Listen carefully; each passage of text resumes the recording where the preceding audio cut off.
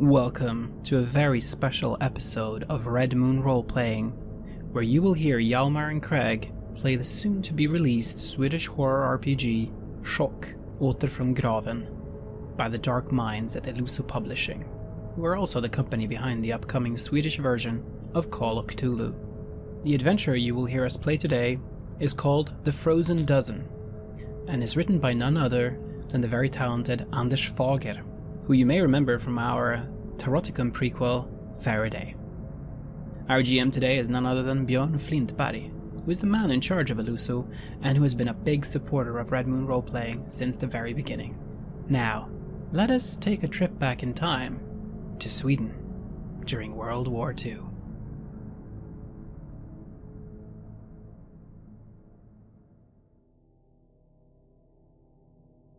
Welcome to Chock. This is a classic horror game, but what we have done for today's episode is that we have moved ourselves back in time a bit.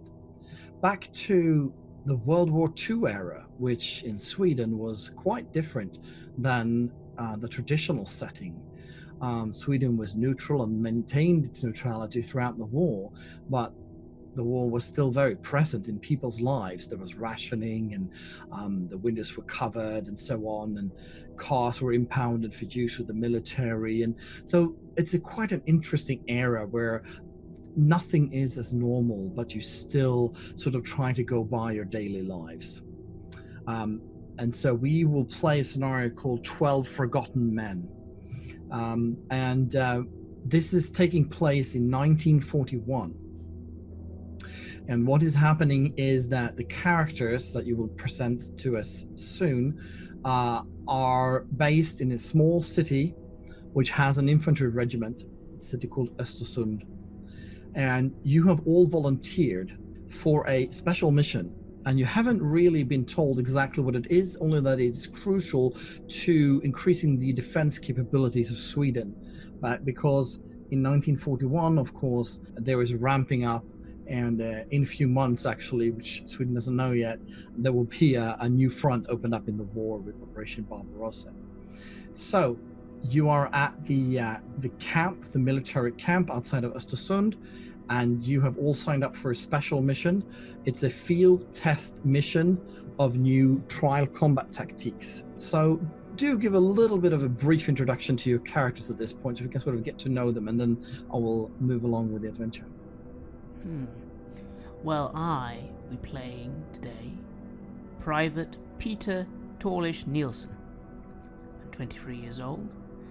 I'm extremely tall at 6'6". That's where I get the nickname Tallish. I'm not the strongest of men, but I'm sharp of eye and precise in aim. I've been hunting in the deep north of Sweden, and have been always known as a loyal soldier. I do what's expected of me, and I look to leaders to tell me what to do. However, while I am a good soldier and I do as I'm told, I can't stand injustice, even if it means putting myself in harm's way. And actually, that's why I'm no longer part of my main regiment, and why I was stripped of being a corporal and demoted down to being a private. I'm hoping whatever this mission is a chance to redeem myself and show that I can perform well, and I can follow orders. And me, I'm Private Juha Kaisto, 20 years old. I don't really want to be here. I don't really want to be in the army, but I'm trying to make the best of it. I have Finnish ancestry. I have two older siblings, and I was kind of always the weak one. And I prefer to be helping out with the reindeer farming in the far north of Sweden. I have a close tie to animals, and I would much prefer that than to be in a sort of position where I might, kill or hurt someone, which is not likely. I mean, no one's hopefully coming to Sweden to do anything, but for now I'm okay with being here. I get along with most people, and I just have to push through it, and I'm sure I can do it. Hopefully you will be able to push through. How bad could it be, right? Yeah, I mean, up here, what could happen? It starts out quite well. So you've been fed, you've been taken care of, you've been given some new coats and jackets because you both come from sort of outside regiments, as do some of the others. You've had sort of a first day of filling out forms and stuff like that, paperwork, pure paperwork, and you have been told that you should report in the morning to the lecture hall at this regiment, where they do sort of theoretical training, and you will be introduced to the rest of the program, and any questions you've had have sort of been left unanswered. So people have been very mysterious about it, and in fact, when you go to this lecture hall, it's sort of grey sky above. Snow is hanging in the air, but it hasn't really taken hold.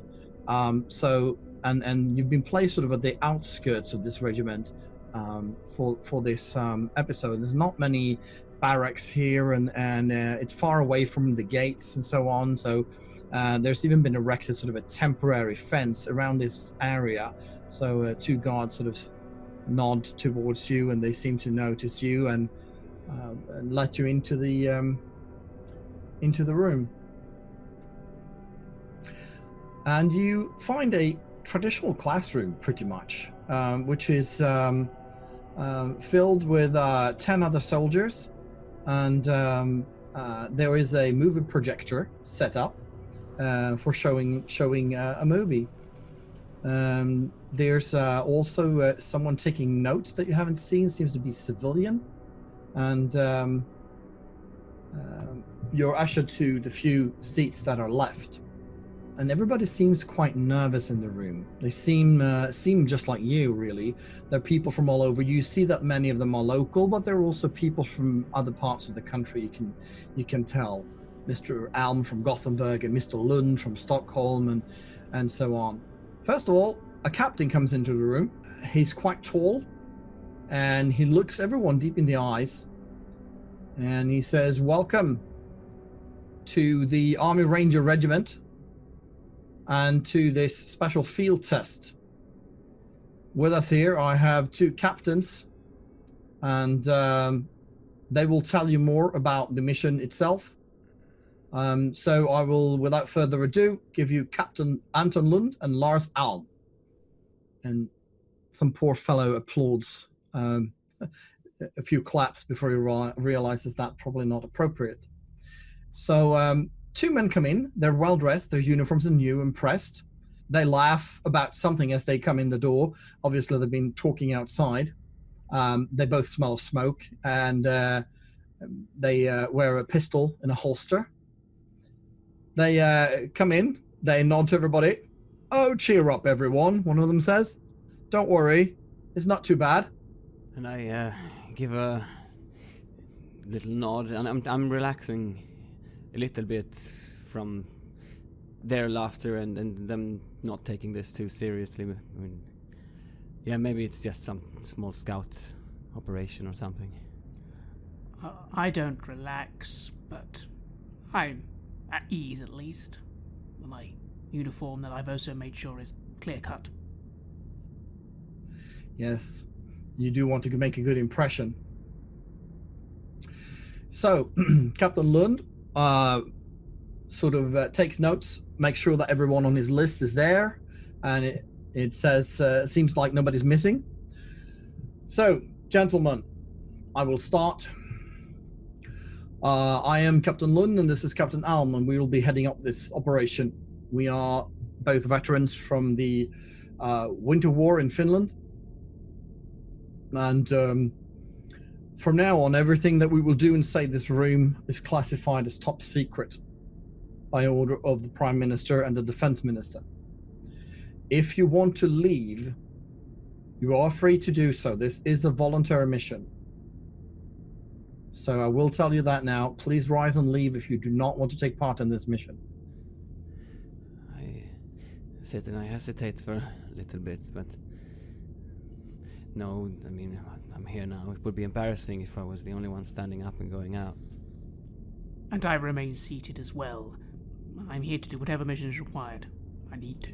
There's a very handsome man next to you, and he looks sharply and very dedicated, and he doesn't seem to hesitate. You can hear a few people sort of squirm in the benches, but nobody gets up.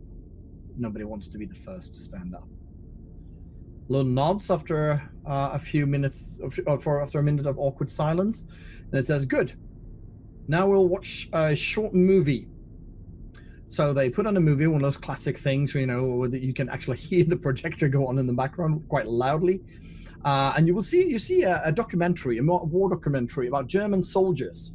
They are sitting on top of some kind of army vehicles.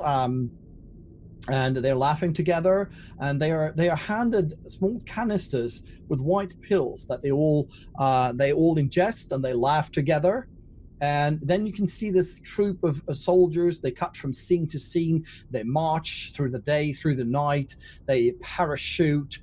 They move along, and they seem to be going on for days and days. And the speaker voice in the background says, "Thanks to the medications and the helpful assistance of Benzedrine, these soldiers can fight day and night. Heroes of the war can move on forever." And so you see cut scenes with doctors and officers, medals being handed out, glorious celebrations with airplanes flying above, flags waving in the wind, cheerful crowds as these heroic soldiers are given medals by their superiors for their invaluable efforts in the war. And the movie shifts to a more sort of medical run-through of benzodine sulfate. It takes away the need to sleep, it keeps you alert, and you can fight 24/7 without the need for rest. And that's when the movie cuts off, and there's silence in the room. So what runs through your head? I'm not entirely sure I understand most of the science part of it. Not really my thing, science. I was better at track and field and physical activity at school.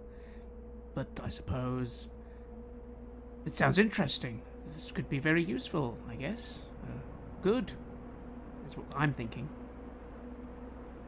I'm thinking if the Germans, if that's what they have, what they're using to get some sort of edge, they will not need to sleep or anything, then I suppose that's what everyone will be doing after a while.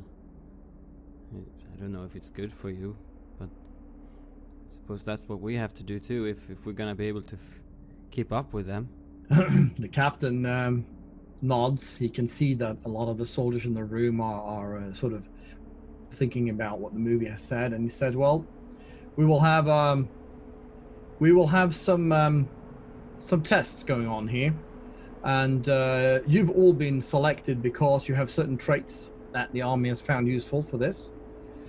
We will bring experts into the field with us, and we will try out some experimental versions of the benzodrine that will make the Swedish soldiers even stronger and even more endurable than the Germans, which will be very useful considering the threats we are under from all sides. So what we'll do is we will, under controlled circumstances, be giving you these medical supplements, and we will then do tests. We will ski, we will carry heavy loads, we'll do shooting contests, and so on, in the field with navigational tests and so on.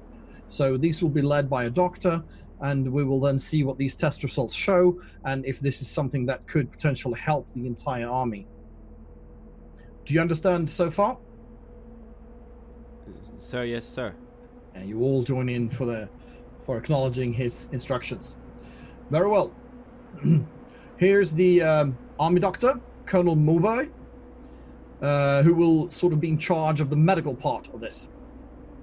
And you find a 60-year-old man who has been sitting at the back of the room, and he stands up and comes forward. His uniform is rather wrinkly, and he seems like he's almost slept in it. He's hunched over. He has thick glasses and speaks with a rather soft voice. But you can hear there's a sort of a sharpness in it. This is not a man who's used to being opposed in any way. By his side, coming in through one of the doors, are two younger people. They're about in their late 20s something, and they look like school teachers really. And they wear a suit, not a military uniform. And they laugh and shake hands with the colonel, and then they stand by his side without saying anything else. And so the colonel starts explaining about these medical supplements, which are benzodrine sulfates, and that they will be taken at strictly monitored rate, and you will all take as much as you're given, not more, not less. No giving away pills to someone else, no experimenting on your own. It says, I'm a colonel, but I am also a medical researcher and a trained doctor. These are my assistants, Löfgren and Lundqvist. They are probably the brightest minds in pharmacology in all of Sweden.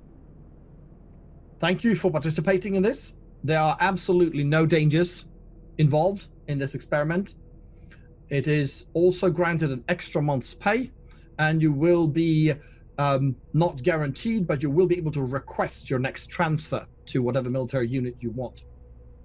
Anything you learn throughout this trial is classified top secret. You're not allowed to speak about it now, during, or after these trials take place, no matter if it regards the actual benzodrine or anything else that you experience. Any questions? I sit in silence. I'm not sure what to think of this. If it's just experiments, maybe that's... They looked good in the film. They looked like they were just going on and they were quite happy. And they got medals and things. Maybe I'm getting away with something easy doing this. I sit quietly. I think to myself it's all a bit strange, and I'm not entirely sure if I'm best suited for this. I'd have been better doing something more active. But they mention pay and a request for any unit transfer. Now that... okay. I could use that. Alright then, I guess. Taking some pills, or whatever these things are. How hard can that be? No one else seems to want to ask questions either, though you can see that people both in front or and behind you are sort of... There's a few men in here who actually do have questions, but they don't really feel comfortable asking them at this point. All right then, he says. We will leave in exactly 1 hour. You can sign out some skis and weaponry and backpacks from the storage. And if anyone should ask you, you don't answer. If you have to answer, you say that you're out looking for a Norwegian refugee who's become lost in the mountains. Refugee. I take out. I have a small notepad in my hand, and I make a note there. Looking for a Norwegian refugee in the mountains. Very good. The room is evacuated, and you are you're all left out, and you can hear people outside going, "Oh, really? Well, that wasn't what I expected. I thought it would be, a new weapon or something like that." There seems to be some people are really, really disappointed. Yeah. It's like we're gonna just go back to doing exercises again. I say, and I try to act disappointed. Yeah, exactly. Oh, we haven't messed. They call me Smooth. And you can... Oh, hey. Hey. Hey, Smooth. I'm Juha. Right, cool. You can hear from his accent that he's from Stockholm. He's from the capital. He's a city boy. He seems to be quite popular though, because you've seen him in the group now, and he was joking with people before he came out. Now, to give you an idea, the uniform that you're wearing, the M39, is sort of Sweden was quite ill prepared at this time, so the uniforms are quite. This is actually the M39 is actually the new one, and you're glad you're off the 19th century one. But it is grey. It's made out of wool. You have sturdy boots, and you have your soldier manual. You have a special snowsuit for the snowy parts, and you have a rifle, Model 96, That's 1896. So it's not it's not the most modern of items. You have a helmet, you have a bayonet, some first aid, water bottles, and so on. You have 40 rounds of ammo each, and of course skis, primitive skis for compared to where we live in our time. And the 12 of you are gathering. Do you have anything in particular you want to do or wait for before sort of leaving the camp? Get to know someone or explore the camp or something like that? I feel I just focus on myself for the most part. I want to make sure my gear is all in check, up to standard. I want to perform these tests as best as I can. Overhearing some of the other privates speaking, I don't chide anyone, but I do just say, now friends, let's be careful. Remember what they said. This is secret stuff. We shouldn't just be chatting about it, even here. Yeah, you're probably right. How long did they say we were going to be away? I don't think they said, actually. They did not. Well, I go back to sort of get my things, and it's not much that I carry around with me. I have a little symbol of home, a little carving made out of reindeer horn. I would have loved to write a letter or something explaining that I would be away for a while, or maybe tell someone, but I don't know if I can do that, or if they would even be expected to. Maybe that would cause some suspicion. But I could say that I was looking for a Norwegian. We're going to go on an operation to look for a Norwegian in the mountains. That's what they said. Maybe I can I write during that time that we have? Can I write a short letter perhaps and ask someone that I know there to post it perhaps to my family? Absolutely. Yeah, that's what I will do. Yeah, you write the letter and you hand it off.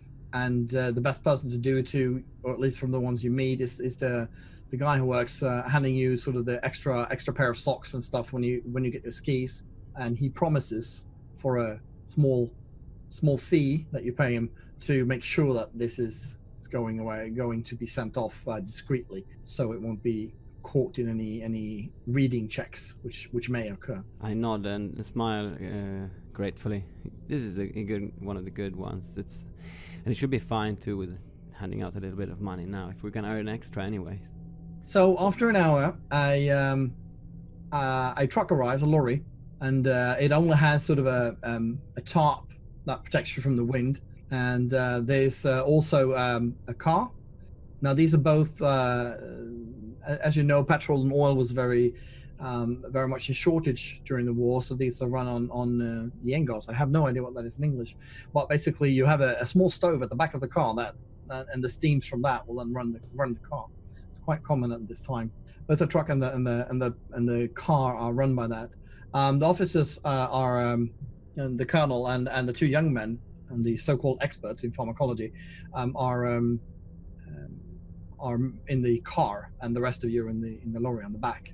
I have to stoop my head a little, because unfortunately I don't think this vehicle was built with me in mind, and I do have to make sure I don't bang my head too much. But it's a common problem for me, unfortunately. Yeah. So you're sitting next to the other two taller men there.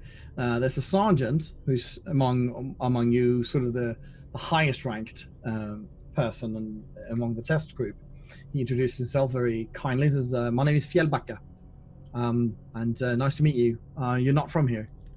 No, I was moved from my previous regiment to serve in this part. Well, welcome to our part of the world. It's it's Norway's that. He points out west. There's Norway's that way, not too far.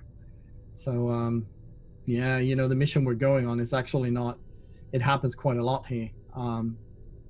Norwegians trying to cross over here. Ever since the since the invasion last year. Ah, of course. Can't say I've ever been to Norway. Yeah. Well, while the Germans hold it, I wouldn't recommend going there either. I don't know. I'm not sure if I'm hearing their conversation. I'm sitting a bit, actually.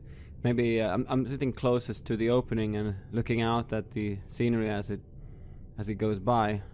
Yeah. Opposed to you in the car, sort of also sitting towards the edge, is a short man. He's kind of tiny, has round glasses, and he reads in a book.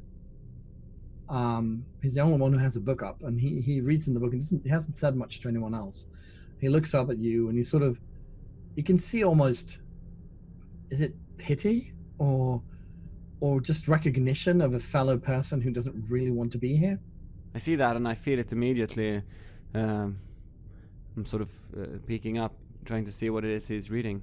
I can't say he's got the book turned down, but you sort of study him for a moment, and while he's reading, he's moving around, and so you can see that it is the Communist Manifesto, a book that is not very well liked in the Swedish army, for sure.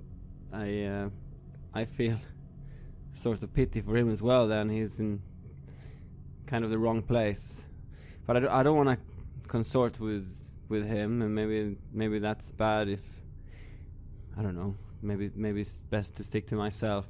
Though I do watch him from time to time as he goes along. I watch everyone and the landscape, but I don't say much. Yeah. And so the journey goes on, and it is quite cold. You only have the top to protect you from the cold here, and it is quite chilly. You hear from someone in the car that it's probably going to be a few hours because they want to get you out to the past the regular training grounds, and so some of the men, they suspect roughly where you're going. When you pass the city of Duved, you pass an old monument, an obelisk right next to the road, very tall. It's called the Carolingian Monument, and while you're not from here, one of the locals says that this is about the man who froze to death back in 1718 when they crossed the mountains. So there's a sort of a memorial for them. Feels promising, doesn't it? What do you mean, men who froze to death? Oh, you don't know? Oh, well, it's... Sorry, no. Oh, well, Charles XII, king, he was making war all over the place, and then he eventually got killed in a campaign in Norway. And there was this failed campaign, and one of the generals, Armfelt, he decided that needed to march across the mountains to get back after the loss against in Norway against the enemy, and most of the soldiers never made it back. They froze to death. It was I think it was like 4,000 people that froze to death during the march, and it was right in these parts actually, and even those who got through, I mean, there was 500 amputees. War back then. I mean, we think we have it bad, but weather was horrible when you didn't have the proper protection. So anyway, that's why the monument of failure, so to speak. But let's hope we don't get that kind of winter. Well, hopefully not. And I do clutch my coat a little, although most of the time cold doesn't bother me too much. I'm used to a certain level of winter harshness after all. My father used to take me out hunting during the winter, and I've pretty much been doing that my whole life, at least until I joined the service. Oh, good then, says Fjellbacka. We should have a shooting contest. I've had pretty much the same background, so we should get along fine then. Huh. Well, and I actually smile a little for once. Well, you never know. I'm pretty good with a rifle. Oh, that's great. So you talk a moment about weapons and the shitty old equipment you have, and why you can't have the more modern stuff and so on. And if you get transferred, someone says, I'll sure to get a place that has some of the new weaponry. And the cold keeps creeping in under your skin as you travel for these 2.5 hours. Finally, you get to what's called the base camp in Muan. It is an area that is sort of open, very near the mountains, the tall, wintry mountains, surrounded sort of by ridges and hillside. It's actually not more than maybe 40 kilometers to the border of occupied Norway.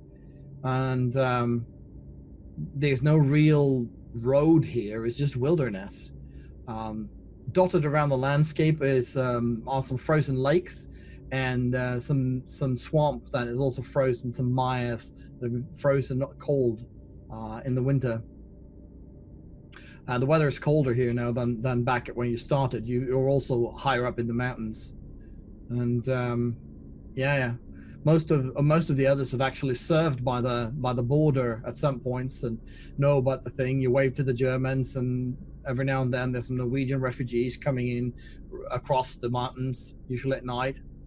So you wave to the Germans? Yeah, you know, we're all soldiers. They're stationed over there, and we're stationed over here, and we're not at war. And I mean, there is a war for sure, but over here it's not much of a battle, really.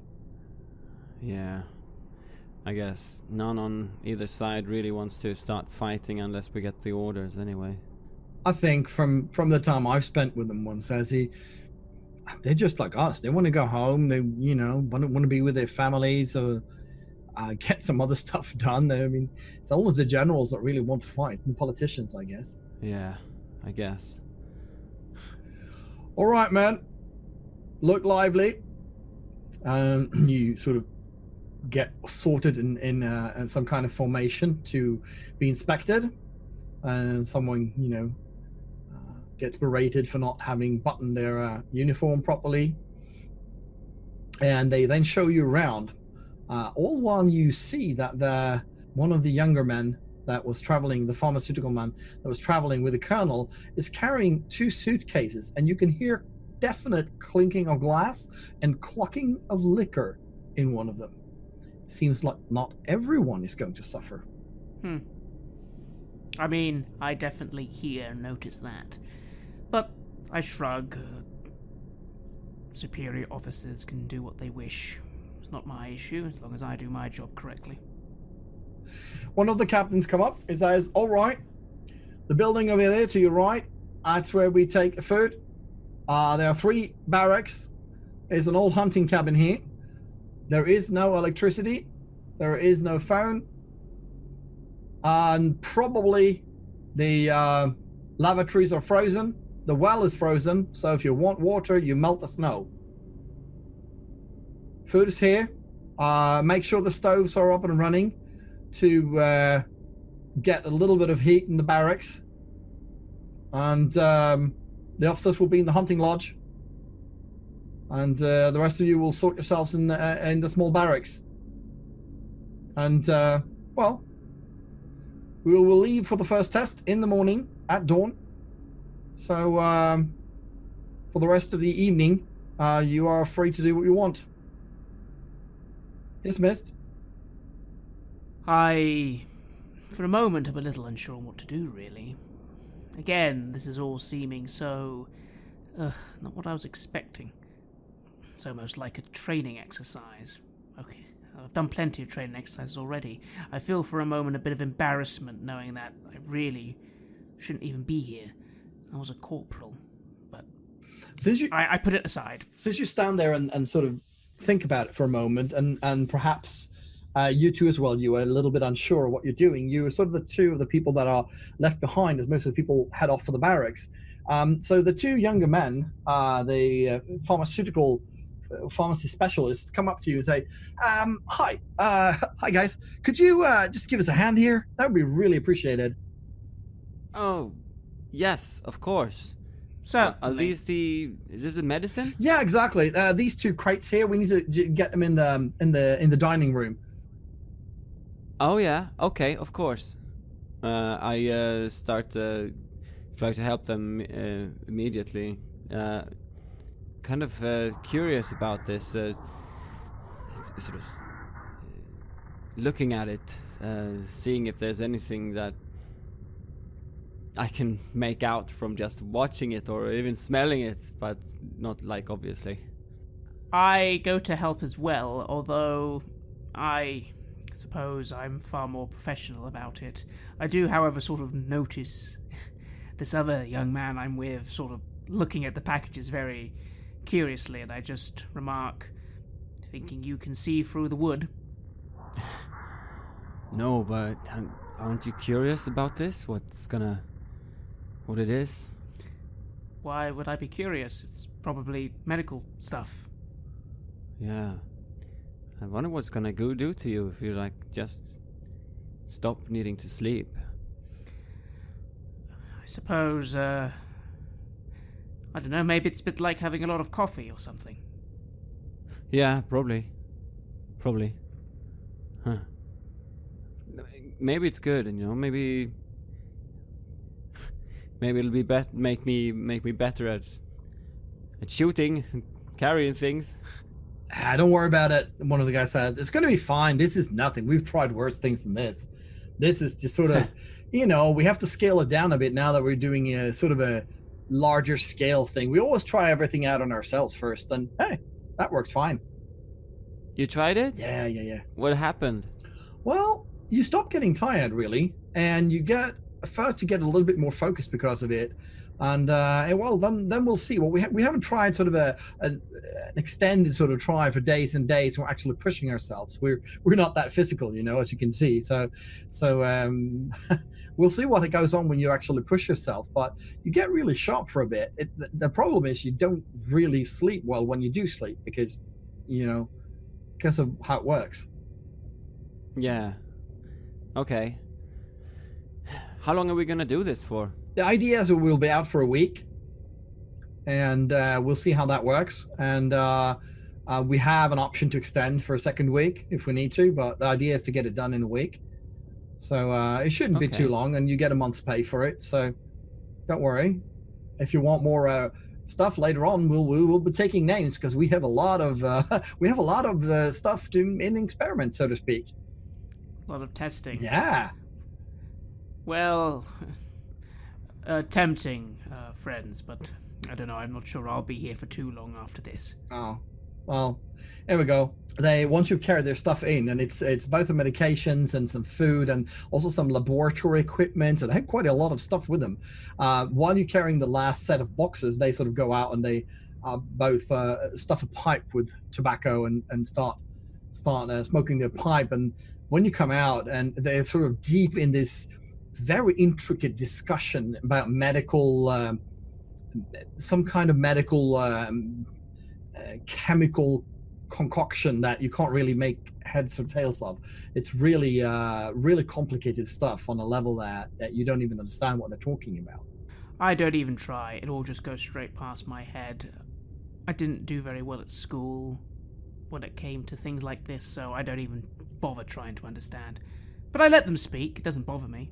I just focus on the crate, occasionally look at this other gentleman I'm with, and focus on getting stuff moved into the place. Yeah. Well, you're served pea soup for dinner, and it's not much.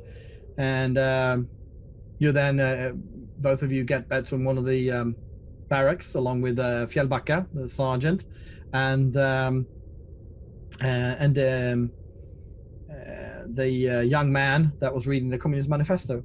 So, pea soup, and tomorrow we start, Fjällbacka says. He seems quite excited about this, actually. Yeah. Have you, heard of this before? I wonder if they're all doing it like all other countries as well. I don't know. I know that the elite soldiers in the German army, they said that they do it. So that's quite interesting, isn't it? Yeah. They've been picking us out, and yeah, who knows where they're gonna wanna put us if it goes well. Yeah.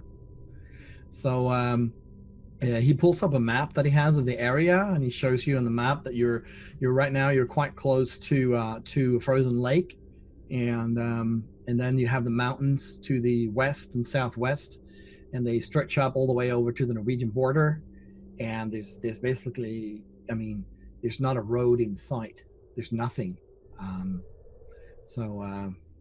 Oh yeah, did you hear that we have to take watch as well? It's almost as being back in camp, you know? Yeah, I was wondering about that. Do we have patrols out here? We must have.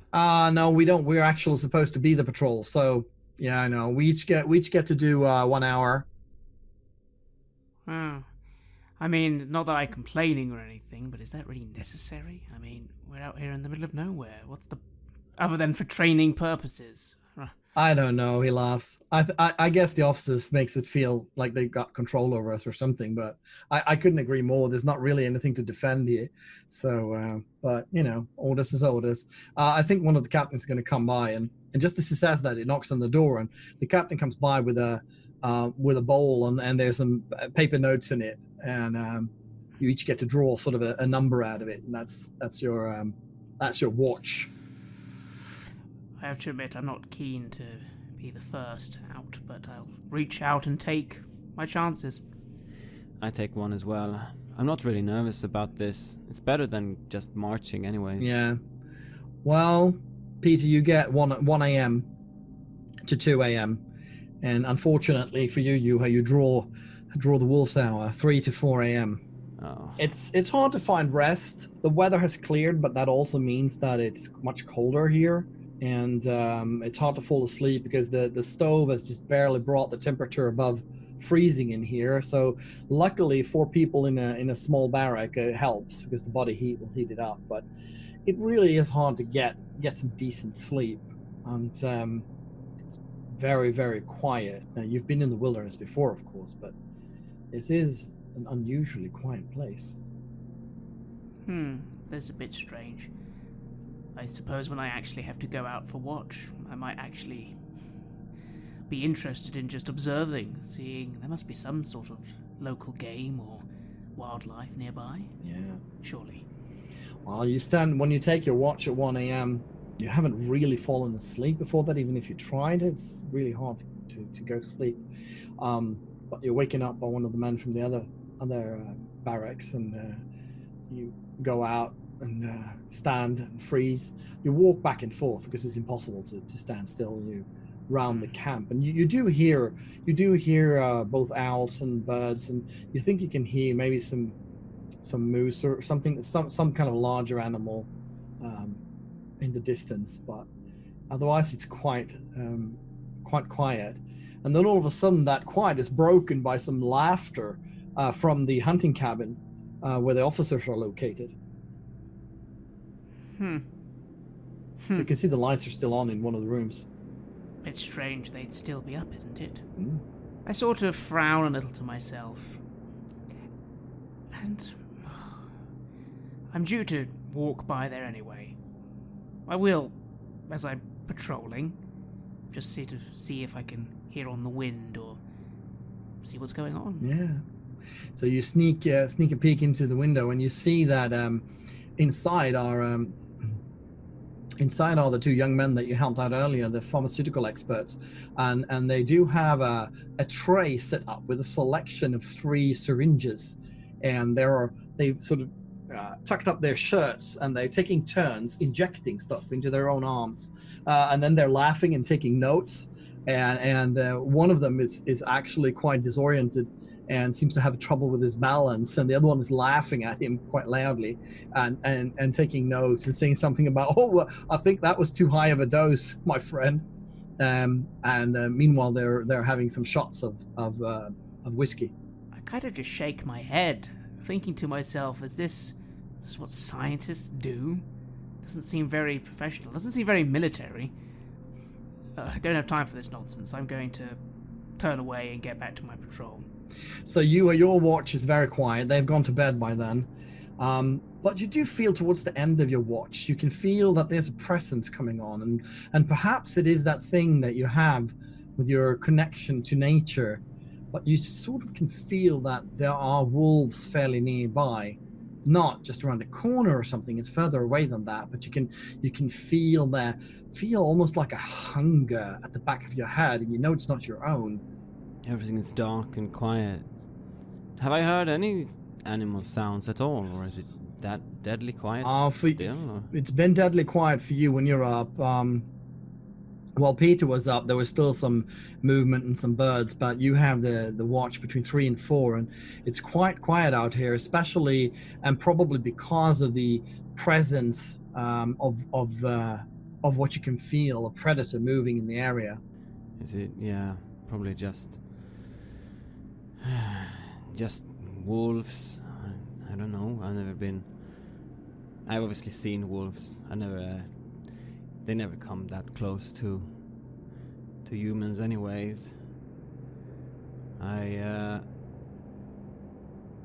Do I feel like scared about this or nervous about this, what do you think?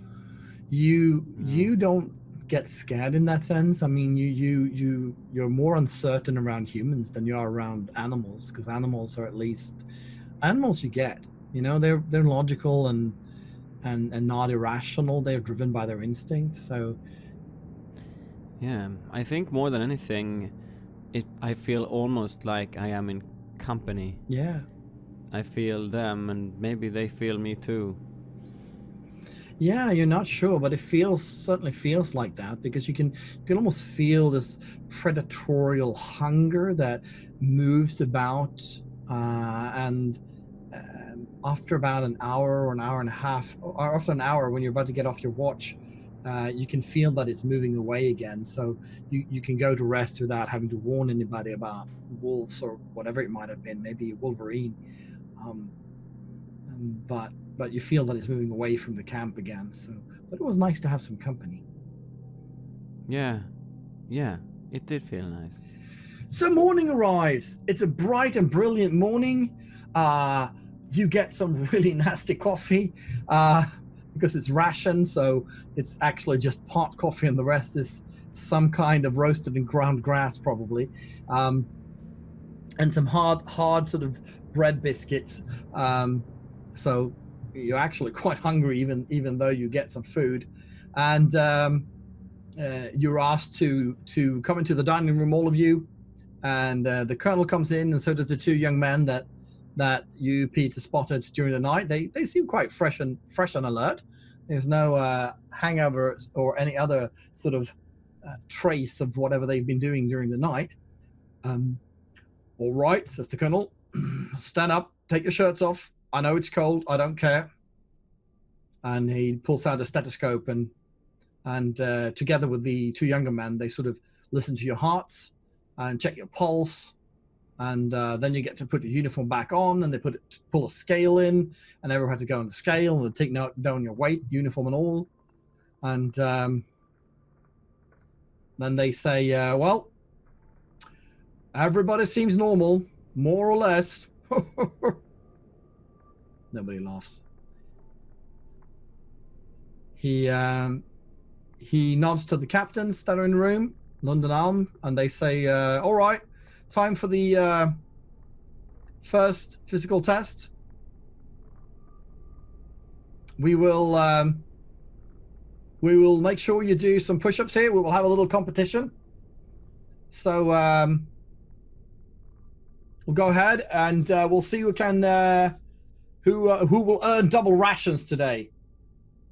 So we'll see who will be able to do the most push-ups. We're going to repeat this every day, every morning before you get your medications, to see how you're affected over time. So everybody drop where you are and give me push-ups until you can't do anymore.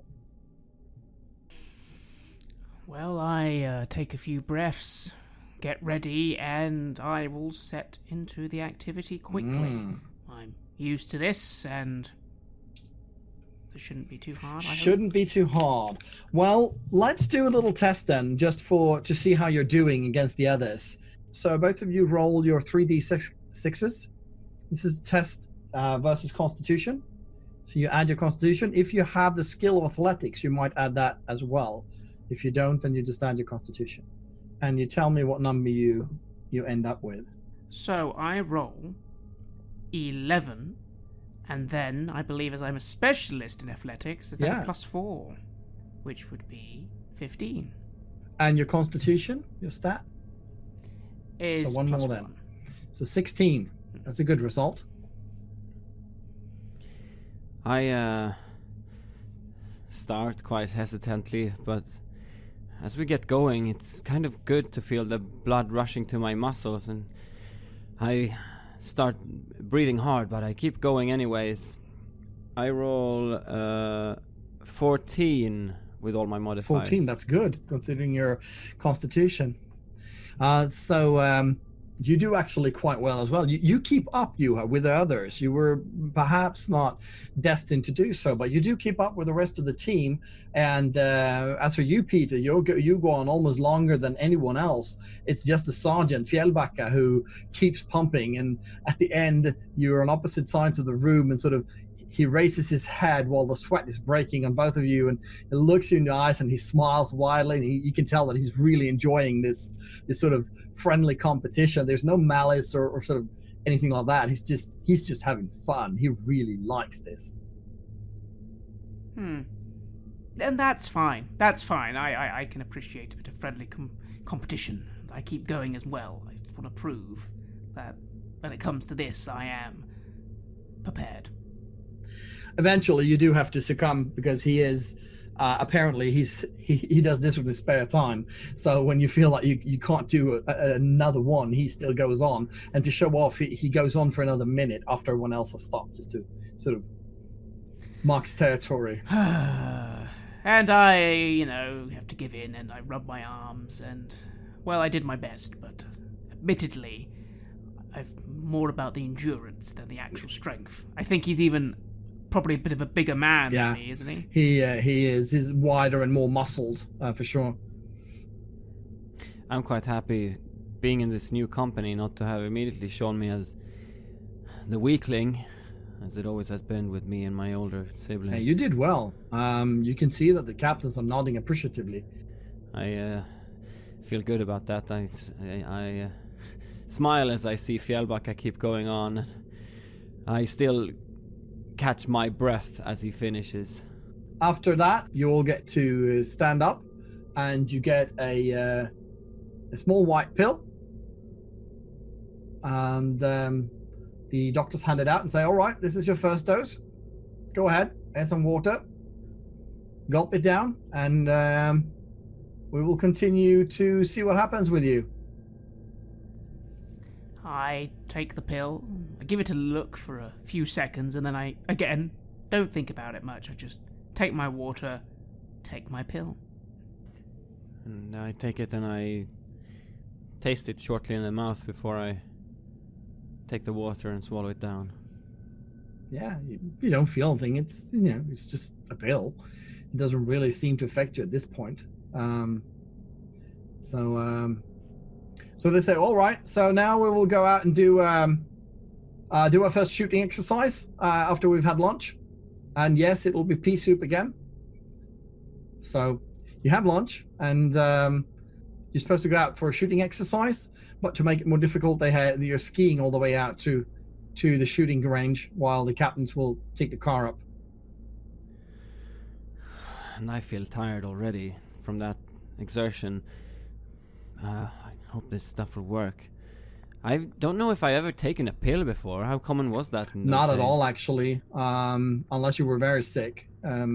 You went to the pharmacy if you were truly ill. So unless you've been sort of having some severe flu or something like that, people didn't use medication to that extent. Yeah. No, when I was too young when I had a real flu, and back then, I mean, family was poor, so there was no way we would have access to something like that. But as we go out, I ask the people, I'd ask whoever's close, kind of nervously, was I supposed to chew it? I just swallowed it. No, that's what they said. They said swallow. Good. You feeling all right there? Sorry, it's what was your name again? I'm Juha, and I hold out my hand. I shake your hand. Peter Nielsen. Oh, Peter. Okay. Good to meet you. Yeah, I'm good. I'm not like you guys. sort of nod towards Fjällbacka going away and you. How do you mean? Well, obviously you seem to enjoy that a little bit extra. Well, I mean, it's good to keep in shape. We need to for our service. Yeah, I don't know, I'm slow in building muscle and things. I try to keep up, but yeah. How long have you been serving? 8 months. And you? Since it started, really, since the first draft. So, don't worry, you keep training, you'll get better.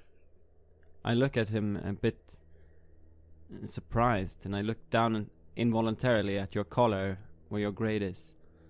And I don't say anything, but I move out with the others.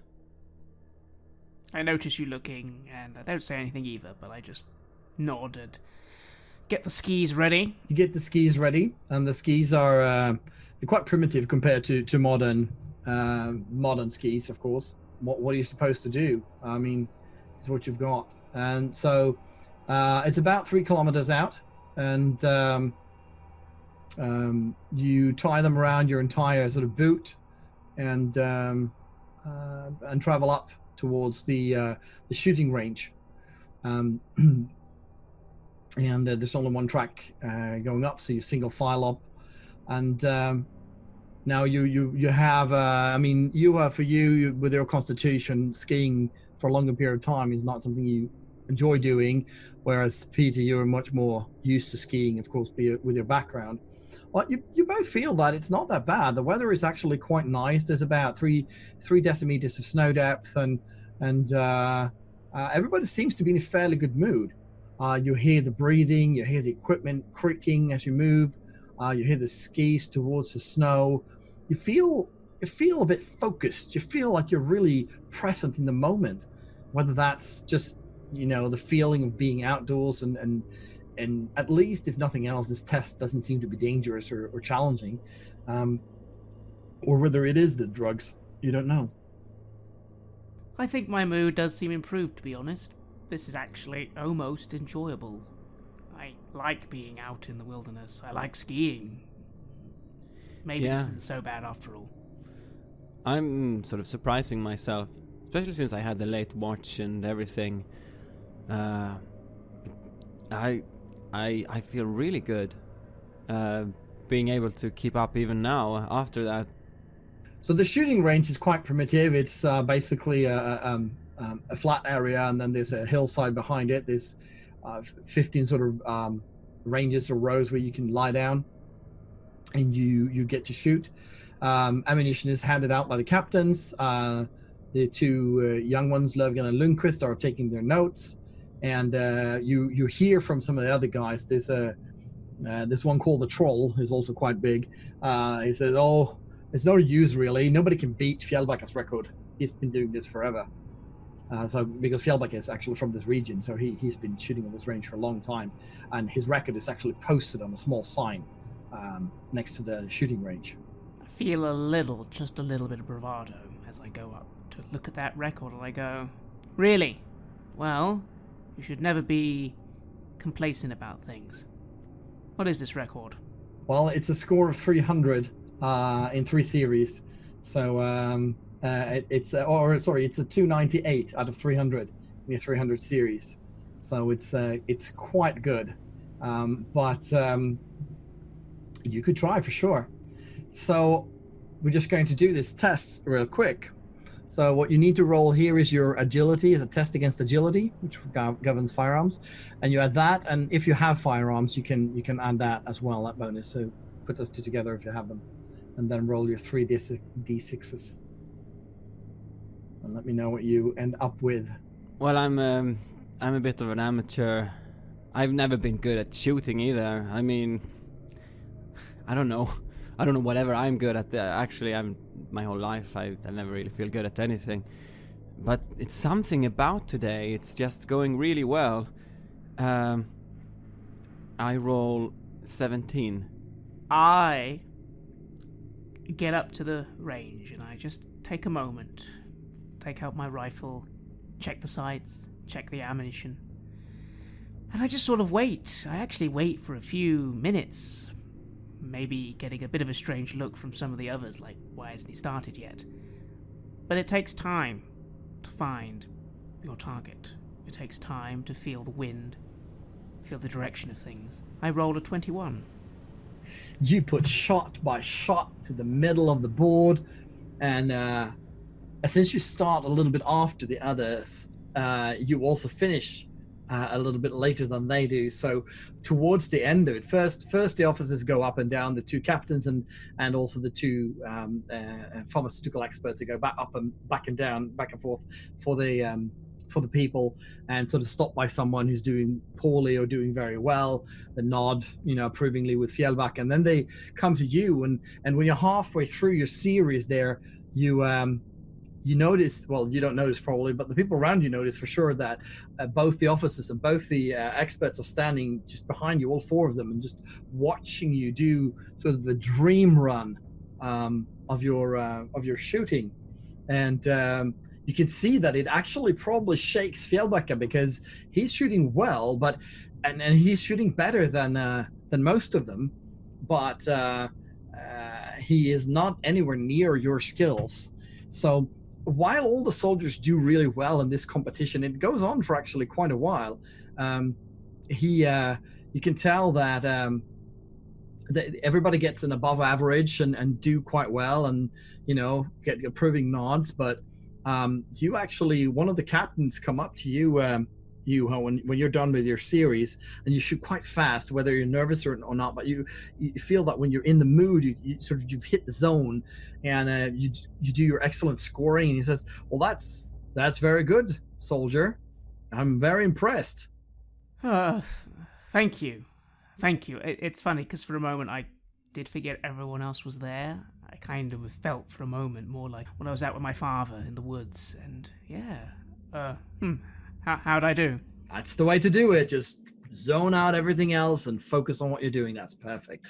Good work. So you actually end up in third place in the shooting competition, which is quite nice. Fjellbacka beats you, not by much though, just by a few points actually. So you're almost on par with the legendary Fjellbacka, and you, Peter. maybe you're making him nervous, because you are certainly you're wiping him out of the map. You're actually very close to breaking his record, and in the end, with your 21 result, you actually end up at exactly 298 points as well. So you don't beat it, but you beat him today for sure. He wasn't nowhere near 298 now. He's like at 250 or something like that. But you are doing amazingly well. And once again, after I finish, I just stand and watch the sort of remaining ones finish off. I nod. Kind of would have liked to have beaten that record now, but then I think that's a little silly. I've never done the run before. Practice is practice. But I do go over to Fjellbacka and I do say, I have to admit, the last couple of shot ones, it is hard to get that perfect shot, isn't it? He looks like he's trying to discern whether you're sort of mocking him or whether you're sort of genuinely, and then after just a split second, he seems to decide that it's probably the latter. He says, yeah, I know, once the wind starts blowing, this range goes from really easy to being quite hard, because it kind of drifts, you mentally drift, and you're so easy to go out on the right side. And he goes into this long discussion about how the bullets behave on this particular range and how the wind affects it, and quite nerdy, as a matter of fact. But he seems to genuinely think that, yeah, I know, but man, that result, I'll make sure that they add you to the little post we have up here. It's only fair. Thanks. That'd be nice. Yeah, no, honestly, you're right. I'm glad I managed to do a good first impression.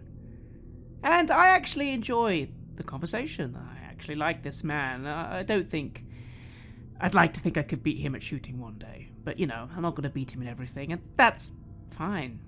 You look to your... Yeah, and you beat him today, for sure. And then I go, and I do pass by, you, huh? And I go, how'd you find it? Well, it went okay, I suppose. I Yeah. This is kind of better than I usually do. I mean, it's not my specialty. You seem to be knowing exactly what you're doing. I've had some practice, but not here. Like Fieldbacker says, I need to account for that wind. Were you a hunter or something? Yeah. Well, not really official, I suppose. I went out with my father a lot, and I was kind of continuing that until I joined up, yes. Wow. Yeah, I guess that really carries over, doesn't it? Does help. But hey, you did fine. And, yeah, I'm looking forward to trying again later. Who knows, maybe the pills will start doing something. Yeah. Maybe. I glance over at the guy with the glasses and the communist book. How has he been doing? He did okay. He was at the sort of the bottom third, but he wasn't the worst. So yeah, he seems happy to just have escaped attention because he didn't do well at all in the push-up exercise earlier. So he just seems happy not to have been the last. He was like third from bottom or something like that. But people are more like relaxed. It's not like they're competing and mocking people or what? No, they seem quite professional so far. It's more about the guy who did all the jokes, the Stockholm guy. It was like he's sort of making jokes about himself, and so there's not really any mocking or anger between the soldiers. They seem quite a relaxed group. There's sort of almost this feeling of being on an outing rather than being on this military medical field test. It's more like, because this is really easy duty so far. The push-ups, you do some shooting exercises. I mean, come on, you've been through much worse than this. Yeah, it's like doing basic training, but for fun. You do small parts of it. So, yeah, it's pretty good. It's nice, and I hang around people, but I don't socialize very much. It's nice to see people get along, and I'm always kind of just standing in the circles and nodding along to what people say. Yeah. Any find tracks or anything out here, like any signs of animals? Yeah, there are signs of animals out here, but not just by the camp, but there is certainly deer out here, and there are bears and might be wolves as well in the area, so people should be careful. And you will get to do, when the night approaches and you're sort of back at this little mini camp, you are requested to sort of stand watch again. You unfortunately don't get to draw new sort of lots. You actually stick with the thing that you had last night.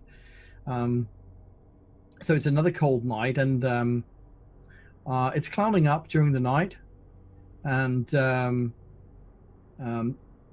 you're actually, both of you, when you're going to bed, you're actually quite hungry. But since you've been skiing back and forth to the base camp, you're quite tired.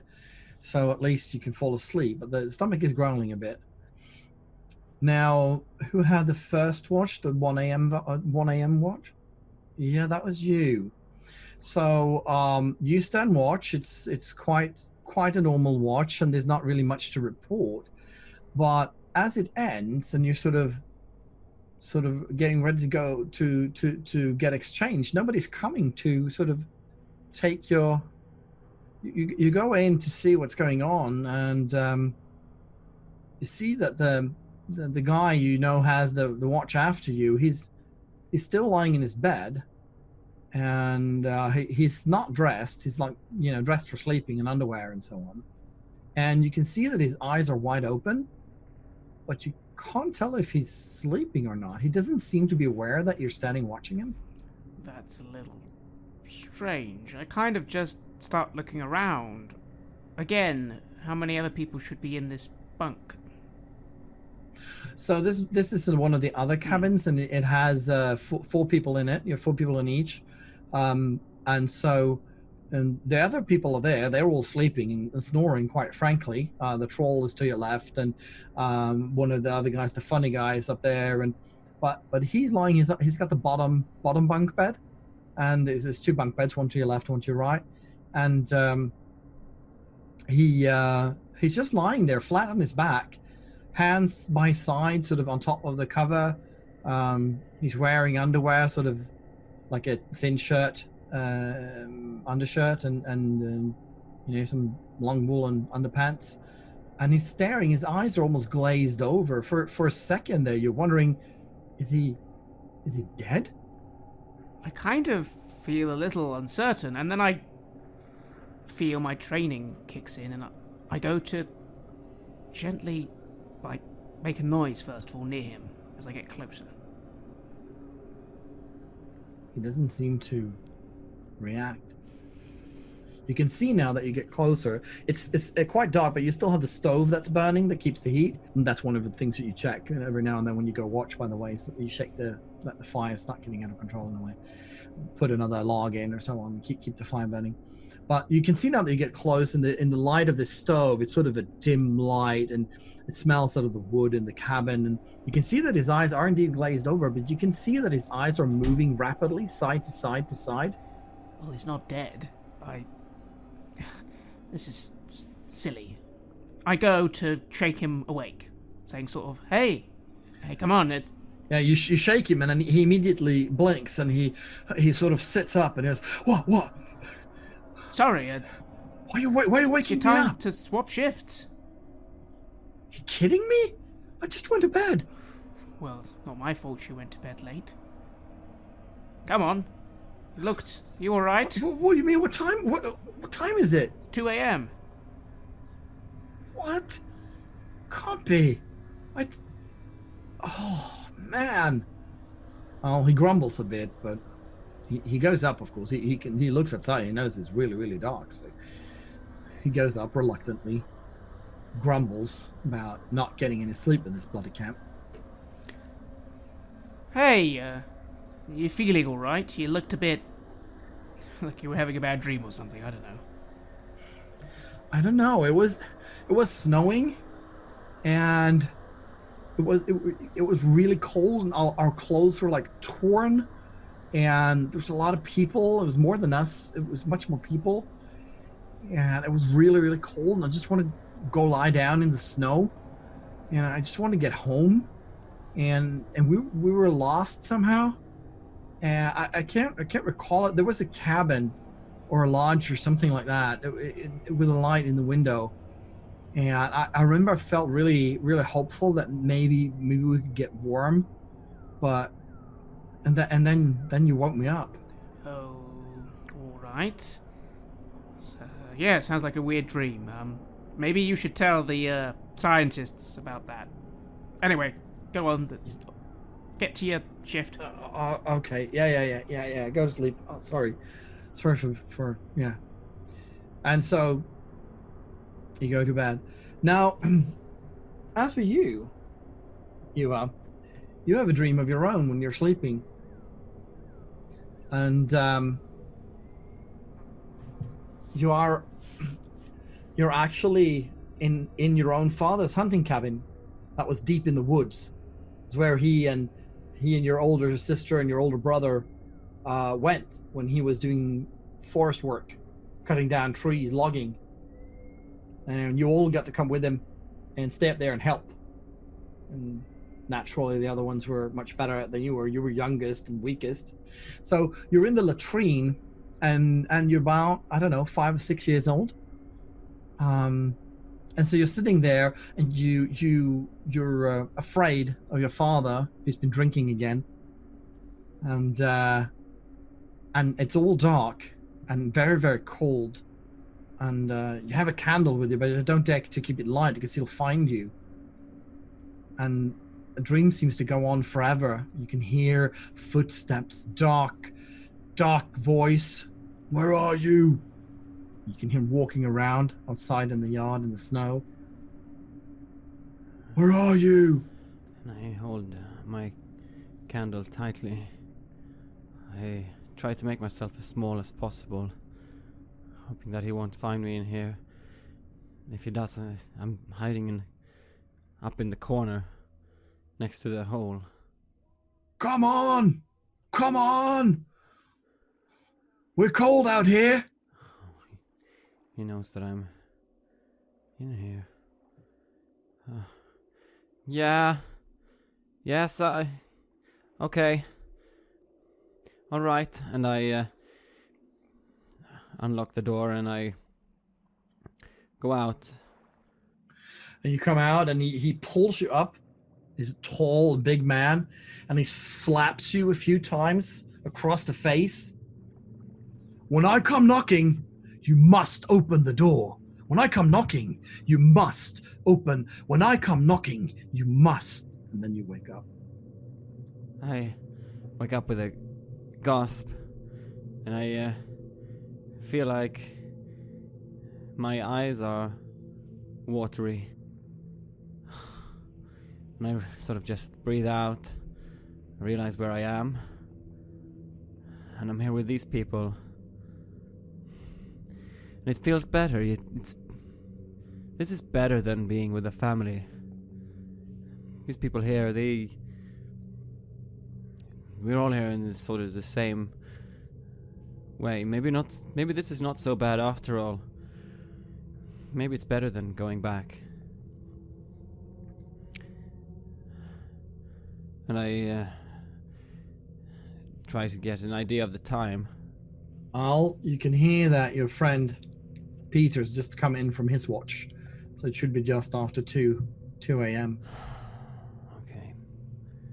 He's stirring in his bed. He's not quite yet gone to sleep.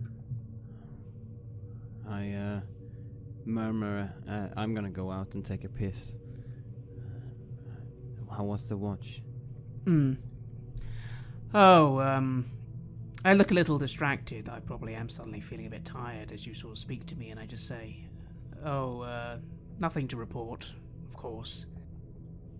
One of the guys in the other bunkers was totally sleeping in, though. I had to go wake him. Huh. That's bad.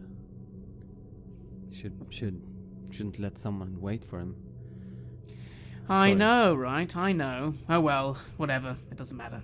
Okay. Good luck on your watch. Thanks. Sleep well. And I just go out to take a piss before getting back to bed again.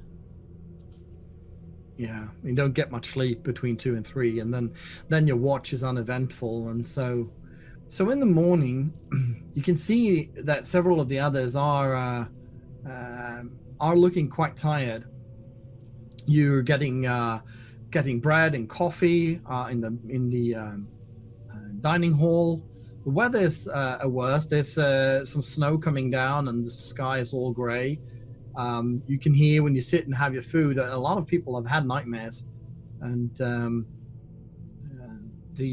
guy that you woke up, the guy's called the Gherkin. He tells the story about dreaming about being cold and the stuff that he told you. And he said there was this cabin and it was almost snowed over, and there was light in the window, and if we just get in there, it would be fine. Yeah, I dreamt about the cold too. Yeah, isn't it strange? I feel a bit awkward at this point. Did I dream anything? No. I don't know. The cold is all around us anyways. With this food, I'm really hungry now. Yeah, you're all actually quite hungry. The young men cheerfully come in and hand out your new dose and say, "All right, gulp it up. You'll feel less tired when you do." I hope so. I hope so too. And I take my pill. Yeah. Everyone takes it, and Löfgren, one of the guys, says, "So if you're having nightmares, I want you to come see me, and we'll do all the details. It's quite common side effect with nightmares in the beginning, but it will subside later on after a few days. So it's worse now in the beginning, but it is important for us to know what these dreams are like, and so we can see if there's any common effects and stuff like that. All right?" Yes, sir. And the other one fills in and says, "And if you're hungry, that's normal too. That is an expected side effect, and that's why you're not getting any extra rations, because we have to test this under proper circumstances, you see. Right?" Understood. Yeah.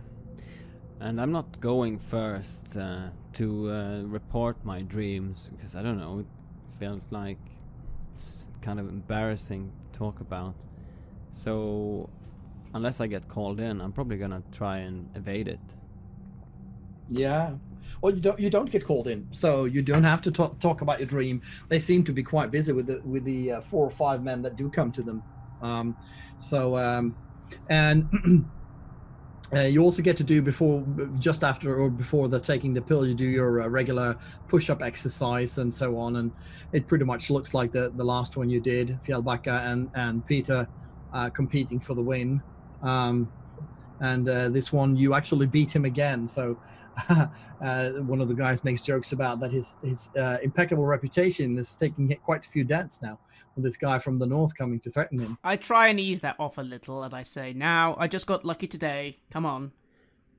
How does my body feel? Like, I mean, just doing so many push-ups from the other day and long ski trip. You're quite worn, actually. Yeah. So for you, it's really, really hard today. You're among the bottom ones. It's actually you and the guy who read the Communist Manifesto. They call him Ume because that's where he's from. It's Umeå, the town in the north part. They just call him Ume. Yeah, and I don't feel so good about that. I would prefer to do as good as I did yesterday, but I'm just so tired and I'm so hungry too. After that, you have today's test. The captains let you know. So today there will be some testing, and now you will do a 50-kilometer ski race. And 50 kilometers or five Swedish miles. That's a decent amount of skiing. To be honest, that's not a short race. That's a decent race. The track that you're doing is actually 10 kilometers. So you're doing 5 laps on that, and you hand out you're given numbers that you put on your shirt so that it will be easier for them to keep track of you, and they will take notes on sort of where you are at certain times and who goes first and so on. And they set up a table,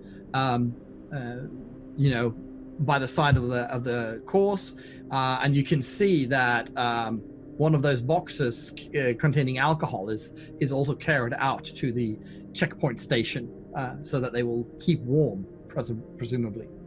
The colonel you haven't even seen since you came here. He must be staying in that warm hunting lodge, probably eating really nice food. Well, I try and keep that sort of thing out of my mind as I focus on this next task. I want to do good here, but I'm aware that the activity we're doing is quite strenuous. I don't want to put myself in danger or show off, so I'm going to give this a good go, see how I do. Both of you now, at this point, have taken 2 doses of the Benzedrine, and you will both have a +1 to Constitution. So you are now at 0, +2 for you, Peter, yeah, and 0 you have. So you have a +1 to your Constitution. The drugs are starting to take effect. So this race, of course, it's 5 laps along a 1 mile trend. It goes on. It's quite varied, actually, because it starts with a downhill thing, and then you go up a little hill, and it actually goes behind the shooting range when you're about halfway, and then it goes through a section of the forest or the woods that you go through, and it goes very much as undulating quite a bit, up and down, and then the last stretch is sort of uphill, back up again towards the lake. And then there's a sort of a home stretch about 400-500 meters where you sort of can have sort of the finishing line, or where the table is set up anyway. So you get started and you go run off, and it starts going quite well. Some of the soldiers are more enthusiastic than others, and some are just sort of, like Uma, he's just doing what he has to do, but not really being too enthusiastic about it. The weather has cleared a bit by the time you start this, so it is clear and thereby also cold. What's sort of your approach to this test? Are you sort of trying to win it, or are you just trying to get by? I am losing a bit of morale, just being hungry and tired, basically. And not doing so well with the push-ups either. I'm worried that this will go worse, but I'm probably just gonna try and get by it, feeling a bit miserable, being hungry and all. Mm-hmm. I'm gonna put a little more effort in. I'm not the greatest when it comes to, again, the physical strength and the constitution, but I'm not bad. But I'm very quick. I kind of take the approach where I'm trying to see if I can just do well by doing the best route, rather than straight powering forwards. Just taking my time, when I can, just take a little shortcut here and there. So the first, just make a little random check here. Yeah. So the first laps go on, and quite soon you're sort of spread out along the course because you have different speeds and you move along and so on.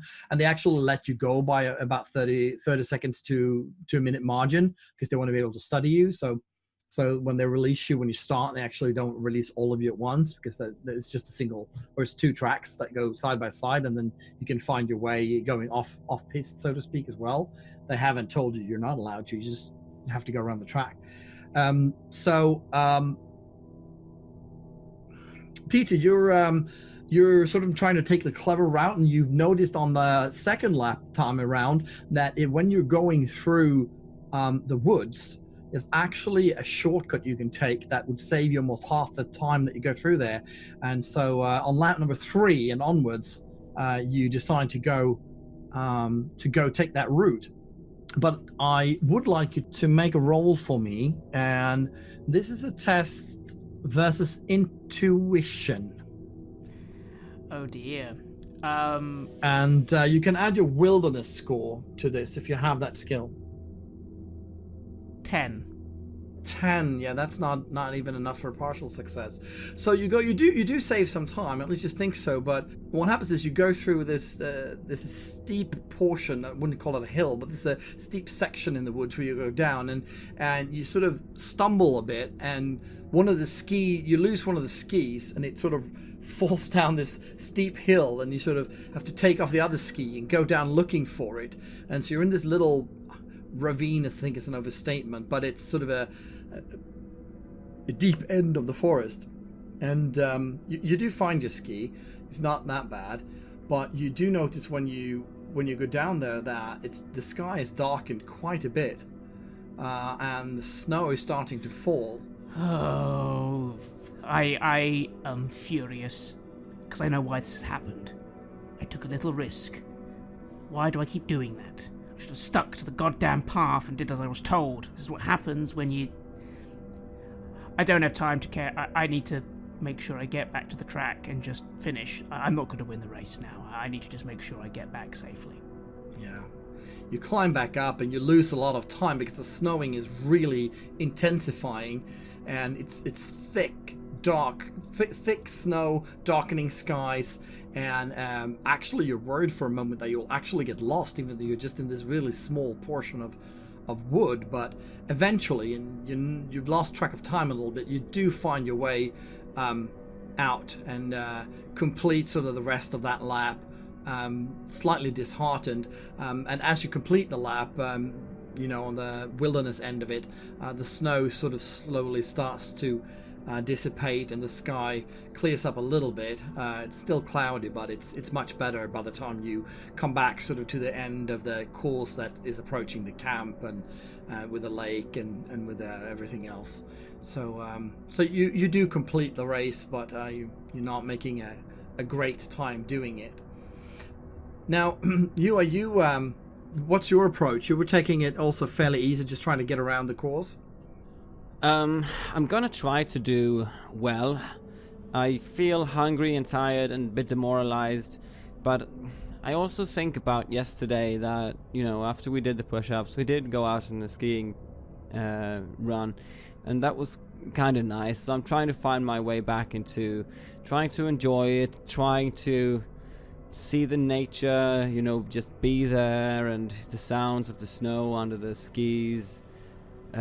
Trying to make the best of it, but just get through the challenge, basically. I don't have a winner head, so it's not like I'm gonna try and cheat or anything just to get through quicker. It's just do the tasks you've been assigned at this point. When you're going through this course, and you actually feel quite good not doing more than you have to do here. There's surely going to be more tests later on, but you do decently well. And you stop every now and then because you're quite thirsty from the racing, and you don't know why. Maybe it's the physical exercise that you've done so much. and you stop and you sort of cup your hands and you get some snow, you melt it in your hands, you can get some water to drink, and when you sort of look around to put your gloves back on, you can't find one of your gloves. It's gone. Your right glove is it's not there anymore.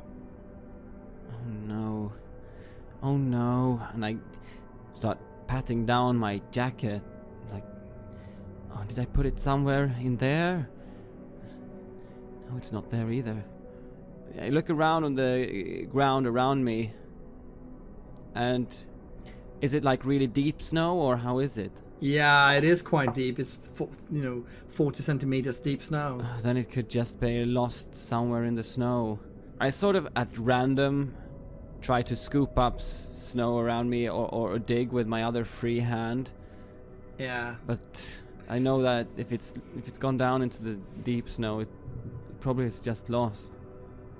Yeah. It seems that way.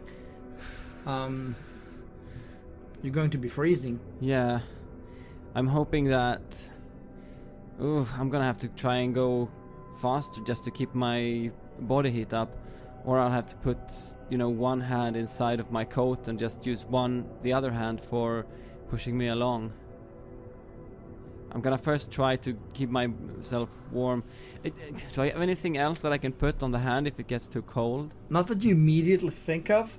You look around to see if there's something that could be used, and you spot something on a low branch. It's like a thorny bush that grows here near a tree. It's about 10-15 meters away from where you are, and it is actually an old mitten.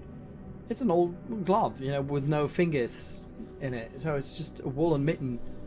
What a coincidence. And I tried to just make my way over there to collect it. Yeah, it's a small mitten, but you're not that big of a man anyway.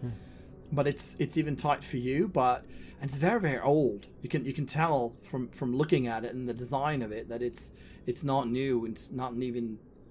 It's very old, but it fits. It's a bit on the sort of small side, but you can use it. It has a little hole in it where one finger should be, but that's fine. Yeah, well, it clearly is a gift. I'm clearly very lucky. And it's funny, I wonder how old it is and who had it before me.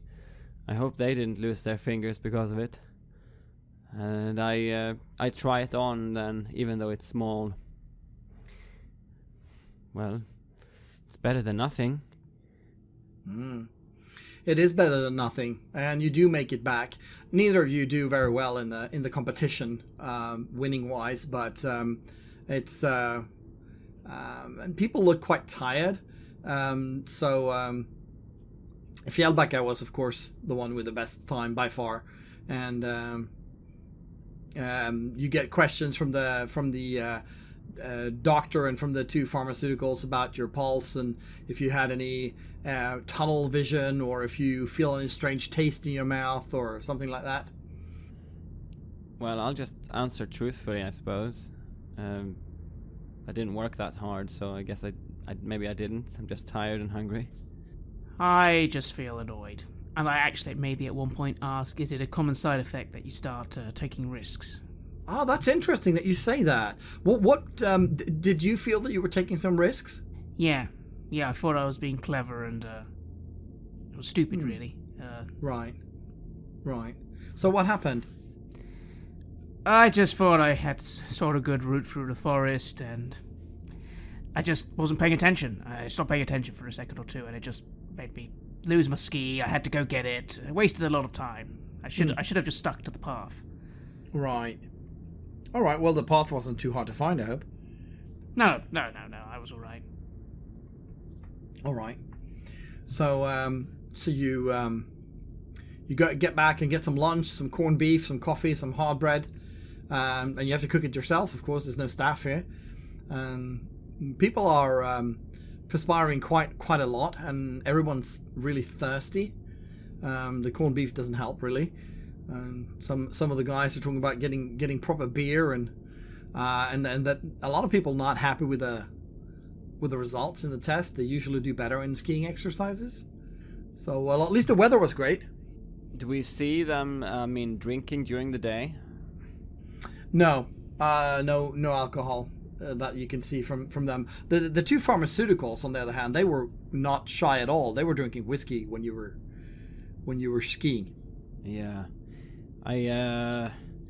I tried to come close to one of them at some point during either after the dinner or after the lunch or something, and just ask, "Hey, any chance one could have a sip?"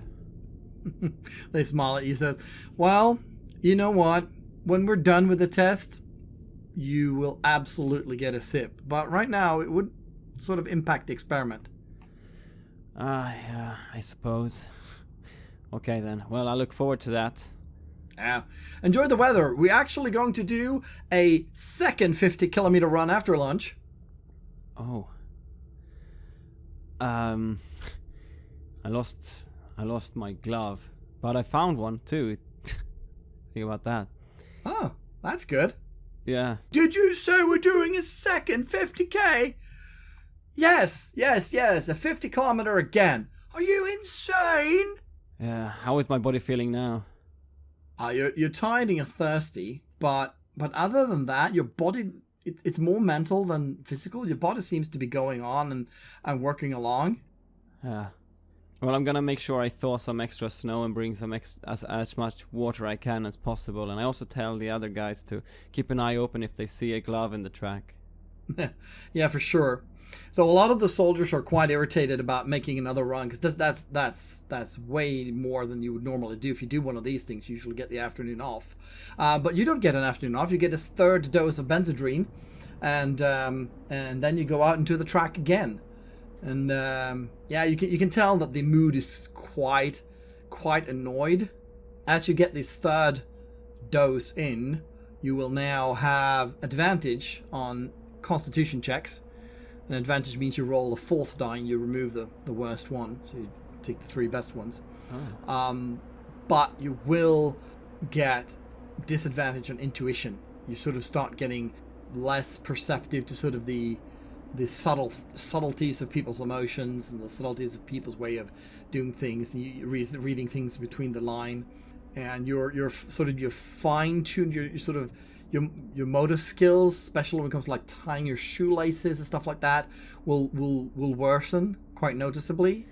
So you're starting to sort of feel the drug a bit more. I'm usually quite focused and quite attentive to things, so I noticed this. I would say I definitely noticed this. It could be the drug. It could also be the fact that we've been exerting ourselves. So, but I'm like seeing in my hands and forgetting what I'm doing while I'm tying the skis on, and I have to start over again. I'm a little irritable, and this time I'm just focusing on finishing the race.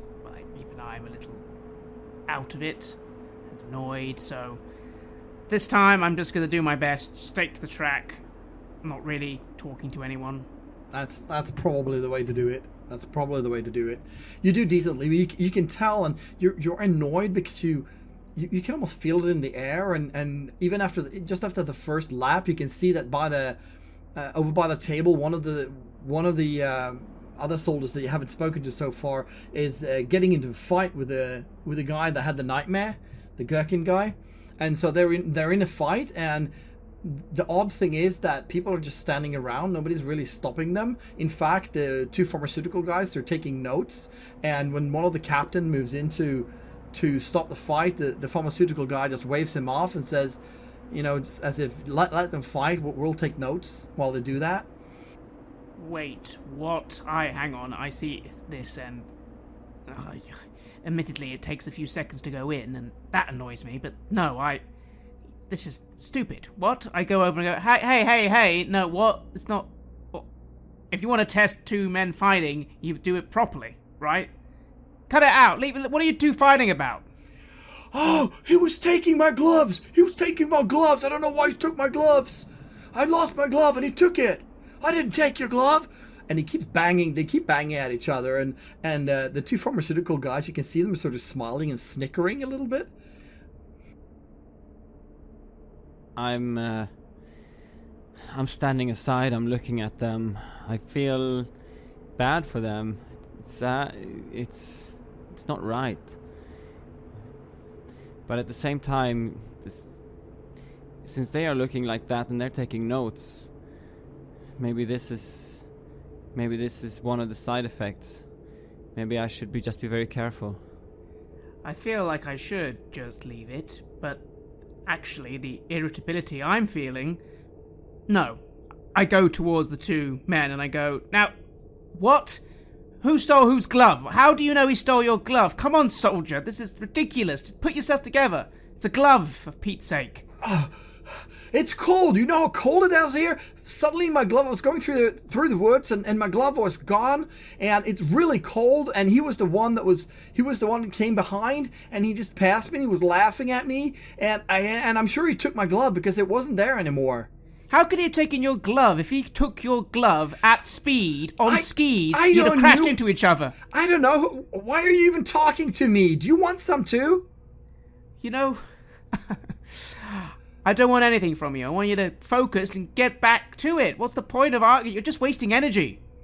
All right, gentlemen. One of the captains come up.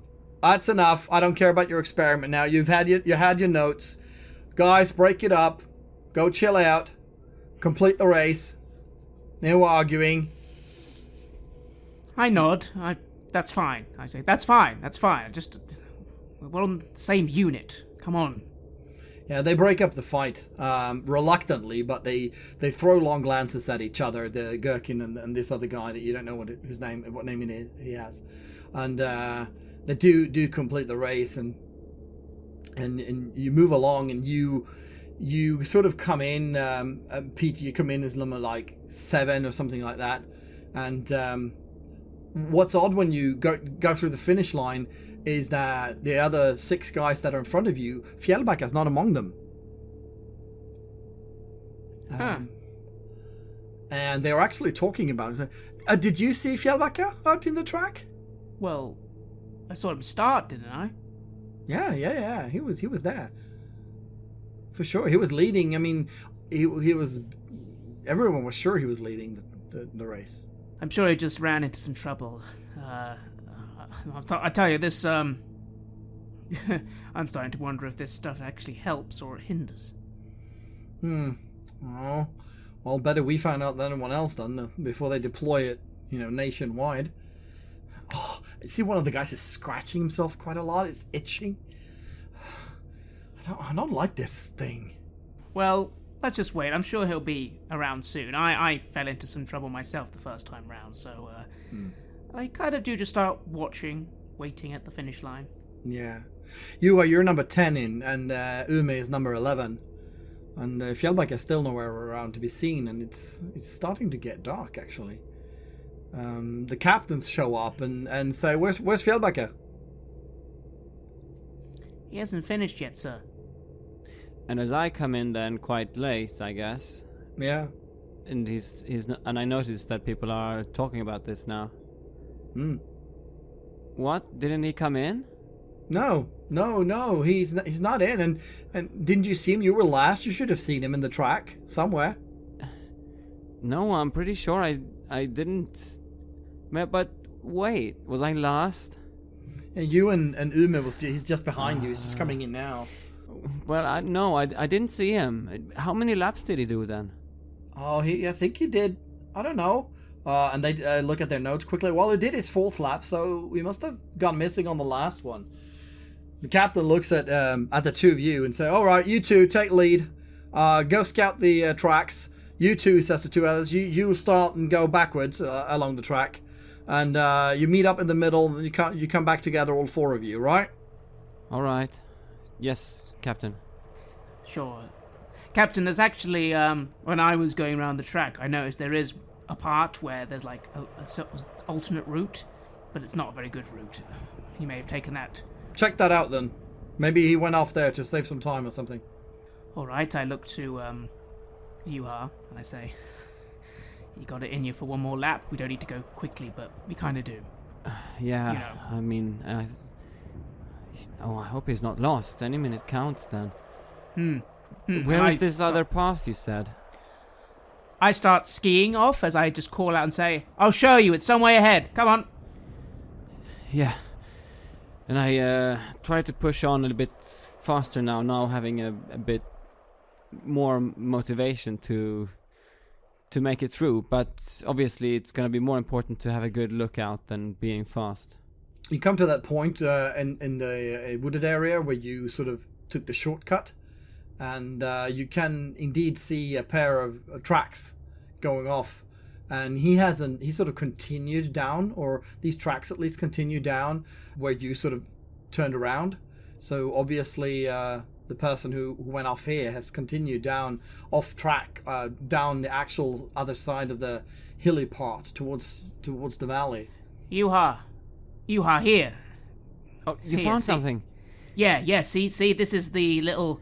Okay. He was thinking like I was. It seems like... It looks like this should be a shorter route, but actually, Oh, that's good. Okay, great. I try to call out, "Hello, Fjällbacka." You call out, and it echoes among the mountains, and you hear nothing, then nothing, and then you see it about a few hundred yards down. You find a birch tree, and you find a slumped character, in the fetal position, lying still. Sergeant! You can see that he's out of it. He's maybe not unconscious, but he's at least he's suffering from cold, and he's way too cold. I think he's hypothermia. He's got hypothermia. Right, all right. I start making my way down slowly, carefully. All right, let's get him back on the main track at least. Come on. Yeah. I try to get up to him. Try to rub him warm and get him up. Oh, don't. They can't come in. They can't come into the cabin. Hey, I don't care if they're knocking. They can't come in. Come on, Sergeant, come on. We have to get back to the track. You're out. I don't care what they're saying. They're not coming in. This is my cabin. Come on, Sergeant. Snap out of it. You, at this rate, you're losing to me. Yeah, he keeps mumbling about not letting people into his cabin and to leave him alone and leave him here. And he is obviously in absolutely no shape to stand. You need to sort of get him back some other way. Well, okay, we need to I'll start patting myself down. Do you want me to get the rest and a stretcher? Yeah. Actually, yeah, that's... Yeah, I'll stay with him. You get back on the track, gather the rest, and we're going to need a stretcher, we're going to need some rope. Sure, and we can pull him behind us, perhaps. I'll start trying to make my way up the slope again to get back to the others to report. I'm going to sort of just very quickly look around for any twigs, any dry brush, and try and make a little fire. I need to keep him warm. I need to keep myself warm now, and something like that. Yeah, you manage to make a little fire, but it takes much longer than you want, and it almost as if it is getting colder by the minute, and it feels like forever. But eventually, others do arrive with stretchers, and it maybe you've been there for like 30-40 minutes, and when they come back, and they all come back. And pull him up on the stretcher, and they put him down on the blankets, and go back to the camp where the doctor, the colonel, is in a huge fur coat, and he's standing there, and he's looking quite concerned actually when you come back with him on the stretcher. Good work, man. Good work. Let me have a look. And he sort of opens his eyelids and looks at him and says, "Yeah, that's hypothermia. Probably some kind of shock as well. Get him into the cabin and make sure that he that he gets warm. Yes, sir. So this is the first time we see the Colonel for a while, then? Yes, it is. You haven't seen him since the experiment started, actually. Yeah. How does he look? Oh, he looks very healthy. You can smell on his breath. He smells a little bit from wine. And is that ham, perhaps? Has he had a ham sandwich? But yeah, no, he seems fine. Rosy-cheeked and a warm fur. Of course. Well, I tried to get him in and get everyone to... We have to sort of strip him off and try to... Everyone just rub him warm, basically, and keep him close to the burner, whatever it is. Yep. And while that's happening, I also just mention aside to the Colonel. I say, Colonel, if you want, I can be the one who tells the scientist that's Fieldbacker done. No more pills for him. Yeah. I will let them know. I understand. I nod. So he does get a bit warmer, and you're getting some coffee and expecting to be sent back to the main camp or something like that. Now that there's been an accident, but instead, actually, after an hour, the captain comes back and says, "Well, we've decided to make this exercise a bit go into its second phase. This is an excellent condition. You know, in wartime, comrades can be wounded and need to be pulled along. So we pulled out 2 sleds here that we can pull, and one we'll tuck the sergeant down here in one. Tallish, I understand you used to be corporal." I kind of wince a little because that definitely hadn't been mentioned to anyone here, and I go, "Yes, sir." All right. Well, I can't make you a corporal, but so with a sergeant out, no other ranking privates here, you're it. So you're in charge now of the test group of 11 and the sergeant's health. So we have 1 sled here with Fjellback. We have a 2nd sled here with tools. And what we're going to do now is a 3rd exercise. It'll be a nighttime exercise. You will go up the mountainside there, and you will make camp in the bivouac up there, and have a nightcap. So that should be fine. And in the morning we'll come up and get you and see how you've fared after a night in the wild. I have a moment where I just, again, I know I shouldn't, but this irritability is just growing, and I go, "Of course we'll do that, sir. Why is it necessary that we have... I mean, this isn't very good for Fieldbacker. He shouldn't be being moved. He should be staying where he is, sir. We could just easily simulate him with a couple of extra bags and still do the exercise, but he's not required."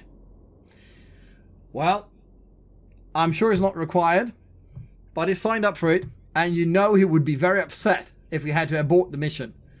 If you've talked to him, you know that he is very results-oriented, and so I don't want to do that to him. I know he would want to try to finish the game, even if it's in the sled, so hopefully he'll be fine in the morning. Just keep him warm over the night. That's an order. And make sure that he gets some rest, and he should be fine according to the doctor. Now move out. I kind of have a moment where it seems like I'm going to say something else, and then... "Yes, sir." As we're getting ready to head out, you just see me, Yuha, sort of pass by you, and you just hear me sort of just like, damn it. I go and I just give a few words to everyone, trying to sound like I did when I was a corporal, just being like, "All right, come on, chaps, we need to get out there, make this quick, make this careful, no taking risks. We need to make sure Fieldbacker is safe. We need to make this night camp thing. We can do this, but we're not doing this to show off, we're just doing this because we have to." You ski off, and one of the local soldiers knows where they want you to do the bivouac. It's an area where they usually do camping out when they go towards the Norwegian border, and it should be pretty hard now that you've already done 50 plus 50 kilometers of skiing, but for some reason your muscles don't feel tired. You might mentally feel a little disoriented and have trouble tying your shoelaces and stuff like that, but you can tell that your body is still responding as if you hadn't been skiing at all today. You're not quite sure why, but it is, both of you are starting to feel a little bit of itch, and you're very thirsty.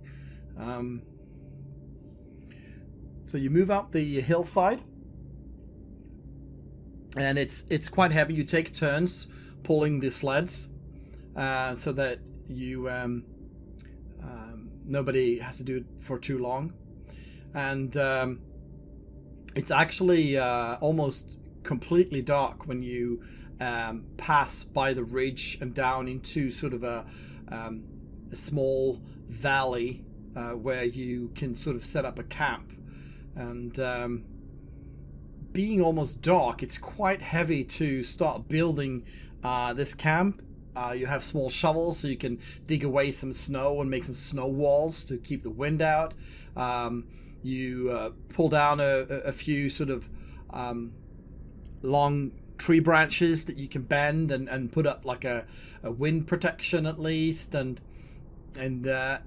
you can tell, and you were subject to it as well. You're not hit as hard, Peter, because you're quite agile to begin with, but most of the soldiers are having trouble with this rope work, for instance. It's quite difficult for everyone, and a lot of people are whining about how the officers and the young pharmaceuticals are down in the camp feasting on ham sandwiches and smoking their pipes and drinking liquor.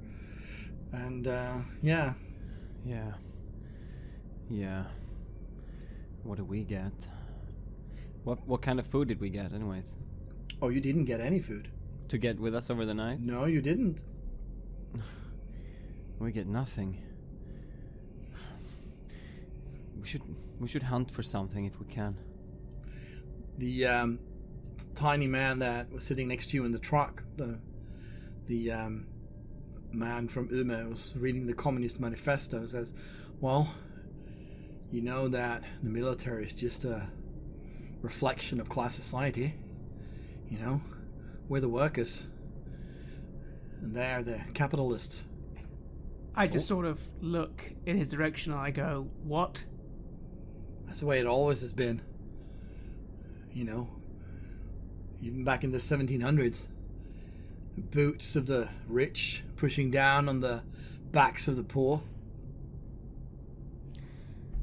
Uma, how about a little less of the philosophy class and a little more focusing on your ropes? All of you. I'm not happy to be here, neither are you, but remember, this is a military exercise. We volunteered for this. It's not summer camp. It's not supposed to be fun. Yeah, I know, I'd love to be having a ham too, or whatever they're doing down there, and I'll be honest with you, I don't trust those scientists at all, but we're gonna get through this, and tomorrow morning, when we get back to camp, then we can have a little bit of a say, but right now, talking about this out here, it's not helping any of us. It's not gonna make us any feel better. Let's just get on with this. And Yuha, no hunting, not now. We can't have two of us going off, and then maybe there's an accident, and then we have another injury. Yes, sir. Thank you. Right. So you make camp eventually, and you're helping out with cleaning these wooden branches that you cut down from sprigs and so on, so you can use them for building a shelter. I need you to make a test, Yuha, and remember that you need to test with craftsmanship here. If you have construction, you can add that as a skill. If you don't, you just roll versus craftsmanship. Alright. I'm struggling. I roll 12, but I have -2 in craftsmanship, so it's a 10. 10, yeah. You accidentally, you're not sure how this happened, but as you're doing this, and I mean it's very routine work, normally wouldn't even be cause for rolling any die, but you're shaking in your hands. Maybe it's the cold, or maybe it's the medicine, or whatever it is, but you do manage to clumsily put the axe into the back of your own hand, and the hand that's holding the thing. It's not deep, it's not hard, but it does give you quite the nick at the top of your hand.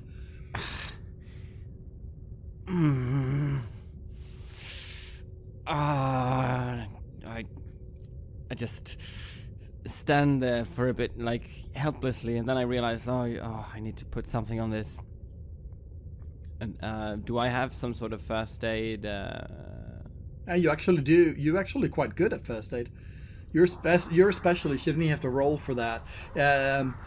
It's a bit clumsy because your fine motor skills are not working really well, but you do manage to sort of, you know what you're supposed to do, and you sort of get some like a handkerchief or something that you have, and you tie it around the wound, and you're specialist, so you don't even have to roll for that. That's just you've done it so many times that you put on a bandage. You've lost 2 health points from this, so you just mark those off. The Uma guy comes up to you and says, "Are you okay?" Yeah, I just... it's hard to focus. And I scratch my chest a bit. No, I feel it too. I'm not so sure about this thing anymore. I mean, I know it's voluntary, but I feel cheated. Yeah. Maybe... I don't know how bad it can get. They said for about a week or so, and now we're just on the 3rd or 2nd day. I know. It's hard. What if we don't actually take it next time? You know? What if we don't swallow it? Yeah, maybe you could just spit it out or something? Yeah. Just hold it in your mouth, you know? And then spit it, later when they don't see. Meanwhile, Peter, you were given, before you left, you were given a dosage for everyone with benzodrine, and with the instructions that before going to bed you should all have a dose, so that you can keep the effect up. So how are you going to go about administering that? Oh, yes. Alright, I'll wait a bit until everyone's sort of settled, and then I'll just sort of start going around. Alright, everyone, I take mine first. Time to take more of the, this fun thing. But get it out of the way, and then we can rest. I'll take first watch. I volunteer for first watch, don't worry. It's my responsibility. Right. Well, there's a bit of grumbling. Most of the men just take the thing, but you see that Uma, when you give him his pill, he looks up at you, questioningly. I just nod to him, sort of with an intent gaze. Right. So, Peter, I want you to roll perception, and you can add your investigation. 15. So, are you swallowing your pill or not? No, not initially. I'm holding it in the side of my mouth. Yeah. So, Peter, you notice that the way you can see, it's something in his eye, Uma. You can see that he's not, he's putting the pill under his tongue. It looks like he's placing it, but you can see that he's actually just keeping it under his tongue, because you can see his tongue moving after he supposedly has swallowed it. So you do notice that he's not taking the pill. You two, something the matter? What's wrong? What do you mean? Take your water. Swallow. I swallow. Okay. He gulps some water, but you can see that he's pressing his tongue towards the bottom of his gums so he won't accidentally swallow the pill. Kind of this something feels a bit annoyed somewhere in me, and then I just kind of go like, is there a problem with swallowing the pill, Private? You choking or something? I did swallow it. No, you haven't. I can see you're not swallowing it. I'm not stupid. Just because I don't read your books, I'm not stupid. We decided not to take them, he says, and sort of moves half a step closer to Juha. And I just look at him, and obviously super embarrassed. I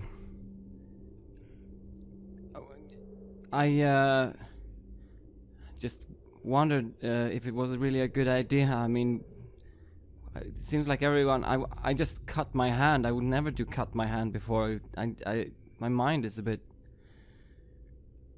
And I sort of look a bit unsure. I kind of frown. I look to all the other men, and I just say, I'm not going to force you to take your pills. I'm not going to force you to obey orders, but I hope you know I'm going to have to report you in the morning. If you're happy with that, then that's fine. But I'm not happy with that. Why do I want to report you? But I'm going to have to. You do understand that, right? Oh, that went quick. That went quick from being one of us to becoming one of them. Just a little pat in the head and you're part of...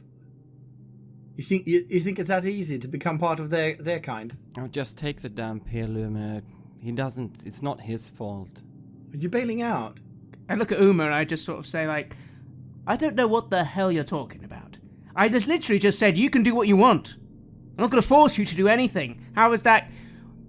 You read too many of those goddamn books. Maybe you should have, maybe... Why are you even here? Private, just asking. I'm not trying to demean you or anything, but maybe you'd been happier not being here. That's how it sounds to me. Stay at home, read books. He says, fine. And then he swallows the pill. You can see that he does. Fine. Yeah. There's obviously something... You get the sense that there's obviously something that... Since he gave in so easily, there's probably something in his past. It's your sort of an intuitive feeling that he can't get out of this. There's something that normally, it would be quite normal for him to just say, yes, sod it and just leave. But he just, when pushed, he just does what he's told. So there's obviously something there that makes it important for him not to be reported. And I have my pill too, and I just feel a bit guilty. I don't want to put Peter in a bad position. I thought we could just get away with it, Right. So, the fourth dose, you still have an advantage, an extra die, on your constitution checks, but you now have a disadvantage, not just on intuition, but also on charisma checks and agility checks.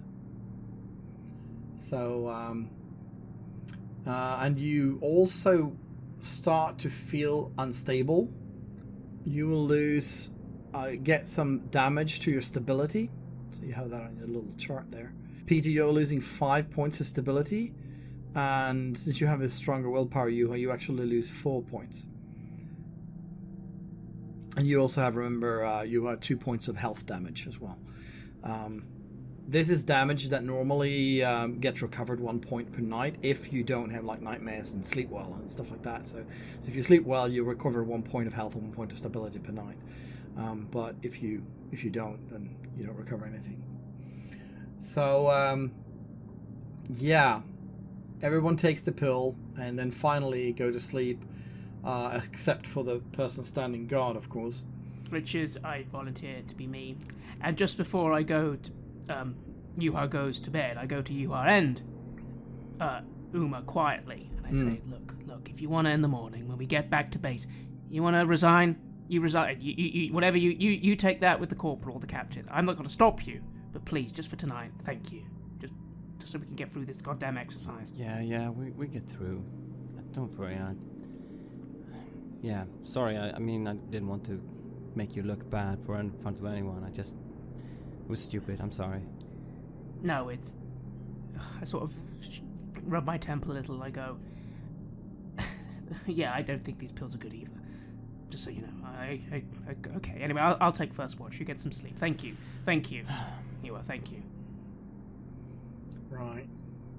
So you take first watch, and you can hear Fjellbacka's mumbling. You put him close to the fire, of course. He's a little bit better. He's not standing up, but he sort of, lies there in his bed and he talks a bit by you, and then he falls asleep for a while, and then he wakes up, and he's a little bit better, but he's still sort of delusional, and he says weird things like they're coming and they're knocking on my door and stuff like that.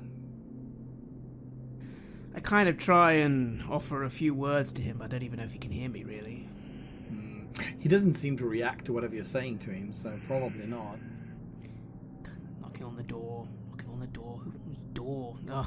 I kind of try and drown him out as I just focus feeling even my fingers now a little not as agile as they normally are, and feeling tired and irritated, constantly irritated. And in a way, I'm not really happy with the situation. I didn't want to come out here. I didn't want him out here. But I can't disobey orders again. So, when you have your watch, Johan, it's quite late at night. You've been giving one of sort of the, like one or 2 hours before the morning, and you stand there watching. Nothing happens, and people are snoring and sleeping, and you hear that a lot of people have nightmares. You can hear them talking in their sleep about how cold it is, or why we had to do this, and I didn't want to do this, and I wish we'd never, left. And you hear skiing. You hear at least 2 pairs of skis coming up the hill.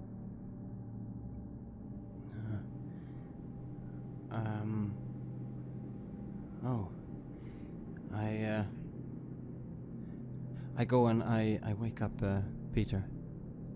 Yeah. Peter, you wake up. Peter. Yeah, yes. You just slept for a few hours. Shh. I think someone is coming up the hill. I hear skis. At first, my instinct is to, question this, but I kind of just, for some reason, I'd rather see first before I question. So I just nod, and I just sort of start looking around carefully, like whispering, which direction? You can both roll a perception check, and you can add a reconnaissance if you have it. If you don't, you just add perception. 12. 16. 12 is a partial success, and 16 is a normal success. So, you both hear sort of that they're coming up the way you came, and you can also hear with 16. You can also hear that it's 2 people coming up the hill, and you see the captains, not the pharmaceutical guys, the military captains, Alman, Lund. They're coming up. And they got big rucksacks and triangular black hats that are certainly not military style. And they've got this red and grey uniform, certainly not military style. And they're skiing up the hill. And what do I see? Do I just see that someone's coming then? Yeah, you just hear that someone's coming, but you don't actually see them. Yeah. I whisper, "It's the captains." Oh. Well, that's good. No, it's not. Why are they coming? Why did they come by themselves? This makes no sense. Maybe they felt bad for us and brought us something to eat or something. They're wearing some really weird stuff. They've got like weird hats on. What? Red and grey uniforms. Red and green? Red and grey. Red and grey uniform. Just I just sort of usher for you to be quiet, like. And we do a little quick military gesture for you to keep watching, and I just sort of start moving forwards a little more, trying to seem as if I haven't woken up, like I stay low to the ground as I'm sort of just watching. Well, I try to look ready with my rifle or whatever I have to look alert, like I know they would like. Yeah. So they come up the hill, and up towards where you are, and there's something wrong with them, and they say, all right, so how are you doing up here? And the uniform they're wearing, it's grayish blue coat, and it's like a winter hat with a red brim, and there's red brims on towards the wrists as well, and lots of buttons, and polished buttons and brass, and they have a yellow belt on. Have I seen this before? You can make an education check and add history if you have it. 11. It looks vaguely familiar from when you were. You keep thinking back to when you were in school, but you can't remember what the topic was. But it's something to do with history, Swedish history. and you can't recall, but you think it's like an old historical uniform of some sort. What do they say? Right. How are we doing? Is the nation standing? Yes, Captain. I am on watch, Captain. All right. How's that wound going? It's fine. It's tied up. What are you wearing, Captain? What do you mean? I'm wearing a uniform. Why are Same as you. No, it's not this. I mean, buttons and that black cap. Why do you have the red? I'm not. Is this the new uniform? He smiles. Well, no, I wish we had new uniforms. I wish most of us had any uniforms at all after this lost battle. What do you mean, battle? What do you mean, battle? You've been there, as well as we have. Lost our king. The king? No, we just came down from the barracks. What? The other captain interjects and interrupts your conversation. He says, "This arm doesn't look good at all," he says, and grabs your arm that you cut, the left arm. I try to not make a grimace of pain as he does this. I think it's pretty well tied. Do you think I should do something else, Captain? Yes. Are you brave, soldier? Well, of course. I do my best. All right. I think there's nothing else to do. And so he keeps holding your arm quite tight. And the first captain pulls up a saw and grabs your hand and starts sawing into your wrist. And the pain is the most excruciating thing as the serrated blade goes quickly through your uniform, cuts into your flesh, and you feel your hand is being separated from your arm. I start screaming.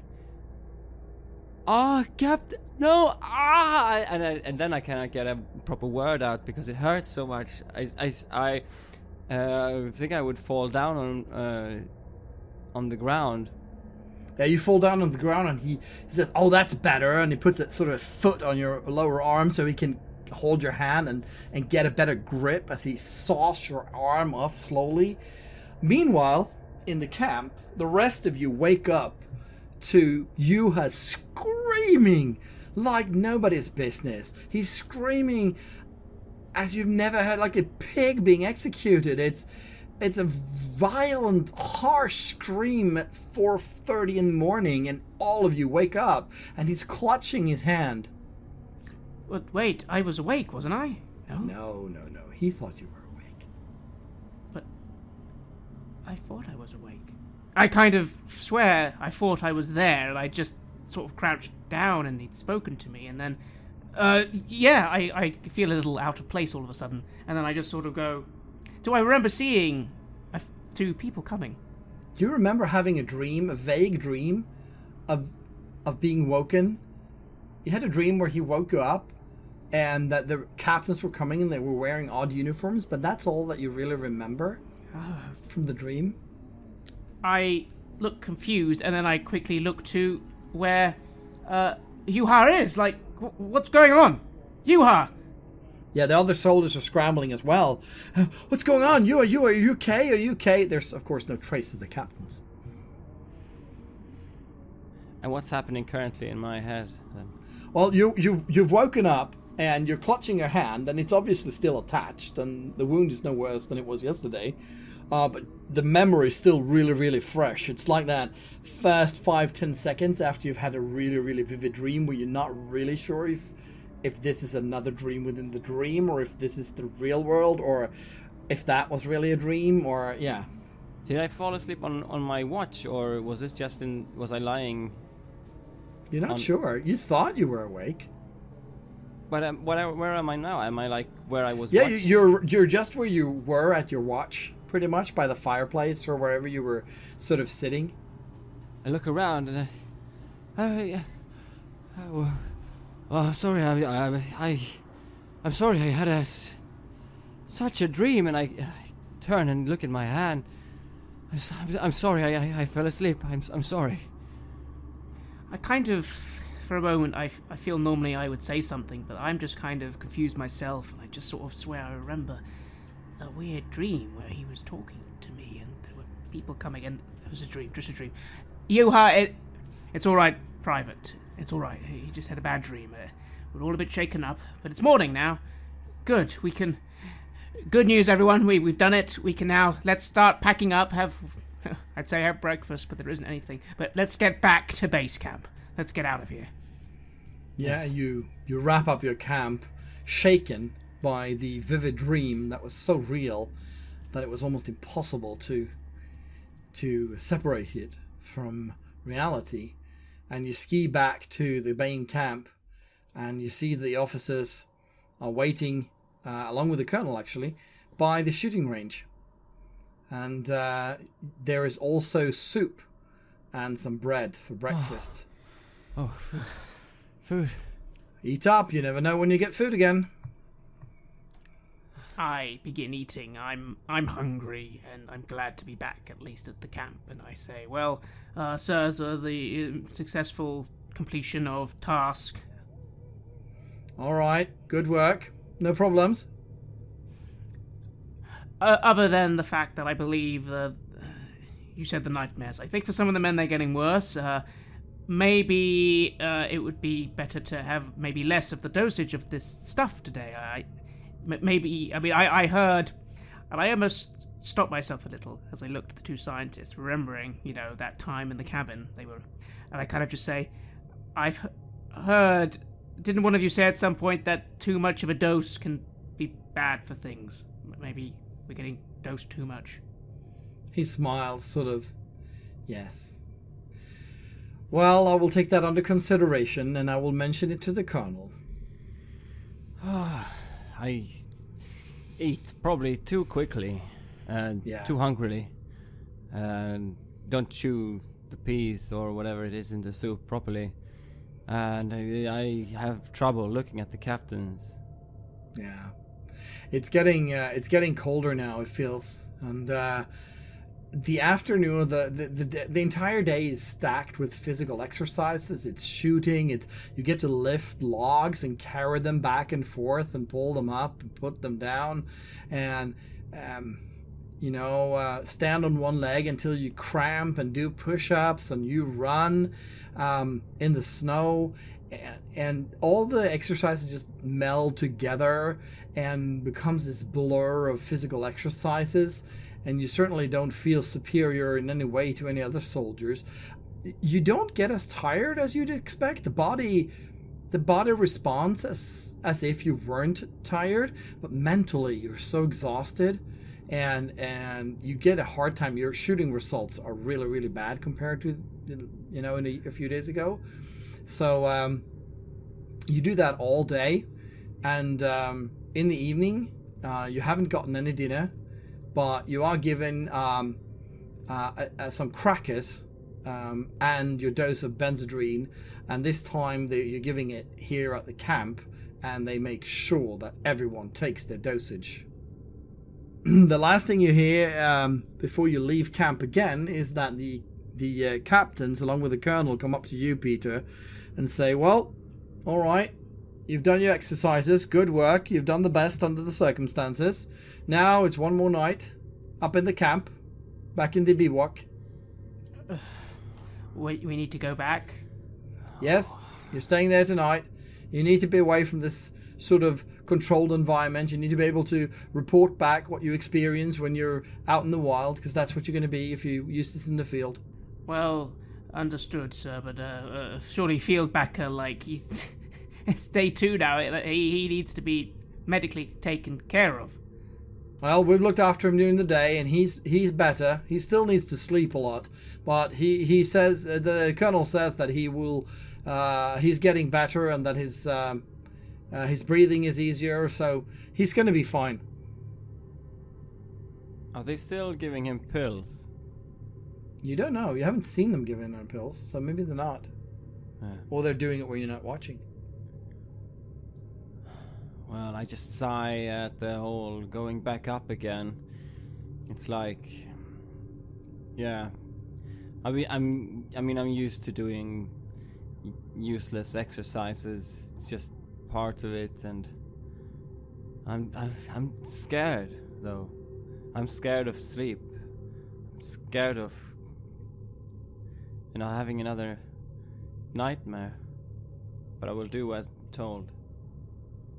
I mean, I do as I'm told as well. Yes, I don't think it's a good idea. I'm starting to think these scientists, like, why don't they come up and join us? Huh? Maybe they should come and join us and monitor firsthand. Yeah, they should, but they're not. So you go back into the bivouac, you put up camp. At least you left some of the stuff, so it's easier this time. People are not even annoyed anymore. They're just staring blankly. They're sort of doing the motions, but you can hear that people are very annoyed with the fact that they can't perform as well anymore. There's nobody left who actually thinks that this is a good idea with the drug, and they've given you another dosage now. And yeah, it's not that great. But you were given some chocolate bars and some coffee this time that you can give the men at night. Which I'll do. I'll make an effort to hand out the coffee and chocolate when we've done everything before watch, and just say, "Hey, we're doing good.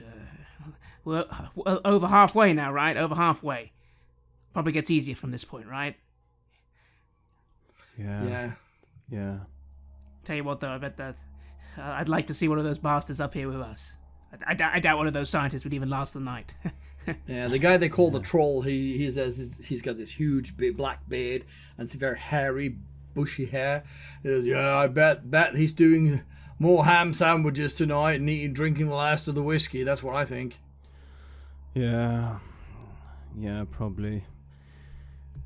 Oh, I would really love one of those, and I'm looking sort of disheartened at the chocolate bar. Yeah, it's just a bar of chocolate. How much can it possibly help? Well, hey, remember, we're better than them. That's the point, right? People like that, book readers, they can't hack it. They can't hack actually doing shit. Oh, sorry.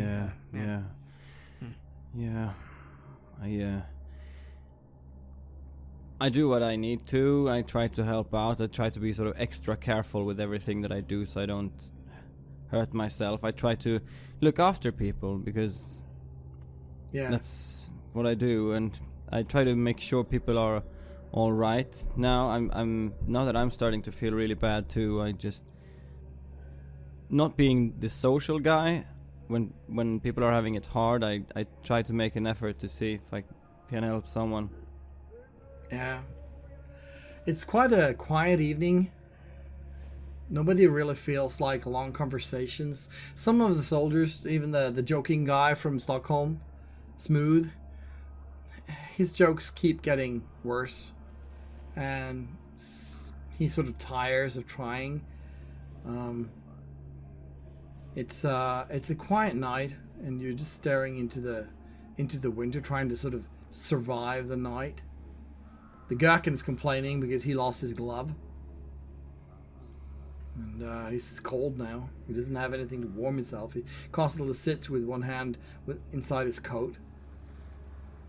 But one more night and it'll be fine. But you notice that Fjällbacka is getting worse again. He's getting a fever. You take your watch, and when you get up for your morning watch, Johan, out here in the bivouac, you have a little later watch, so you, around 4 in the morning or something, you wake up and the fire is actually starting to dim down. Nobody's been feeding it for a while, and it's much windier. Heavy snowflakes are falling. I realize this, and I grunt, being a bit annoyed. You don't see anybody sitting watch either. What can I say? I fell asleep yesterday. I count us in, though. Are we all here? No, Smooth who was having the watch before you, is not here. His skis are gone, and his gun is gone, his rifle. But he left his backpack. Oh, he's head off. I do what I can to feed the fire, and also to make sure that Fjällbacka is getting as much heat as he can. Yeah, he's hot. He's like a stove. His forehead is burning. Oh no. Well, this would have to be the last night for him, because this is gonna be bad, just worse and worse. Yeah, I try to really cover him and make sure, maybe put something soothing on his forehead. Yeah. But I look through Smooth's backpack. Mm-hmm. Are you looking for anything in particular, or? No, just that he's left. Yeah, he doesn't seem to have brought. He didn't bring his water bottle. It's still attached to his backpack, and he didn't bring any of the tools to make up a fire or a blanket or anything. He just seemed to have brought his gun and his skis. Can I see the tracks from him? Well, if you grab sort of a torch from the fire, you can go around and you can try to see if you can find the tracks. Well, maybe, yeah, and something small, maybe a lamp or something. Yeah. You line up a lantern and you try to find the tracks. And perception. All right, you do find ski tracks. You're not 100% sure they're his, but they could be from last night as well, because you were up there. But you think that those are his because they're not from the direction you came, but they go off up into the mountain. That's strange. Maybe I should go after him. I don't want to miss the watch, but what's gonna happen? No one's gonna come anyway. It's better that I find him. You notice that the guy they call the troll is waking up, and at first he doesn't notice you, and he goes to take a piss, and he goes out of the camp, and then when he sort of turns around, he sees you and says, "What's wrong?" Smooth is gone, troll. Is he gone? Hey, everyone! Smooth's gone! And people start stirring in their sleep. Peter, you wake up because you're on edge. Oh, what? Sorry, what? Smooth is gone. The ski track's leading away upwards. What? I kind of scramble together and I kind of go to look at these tracks, and I'm thinking, what do you mean upwards? Where's he gone? What's upwards from It here? looks like he's gone up into the mountain. I don't know. Well, we need to go after him. Everyone, come on. Get your gear together.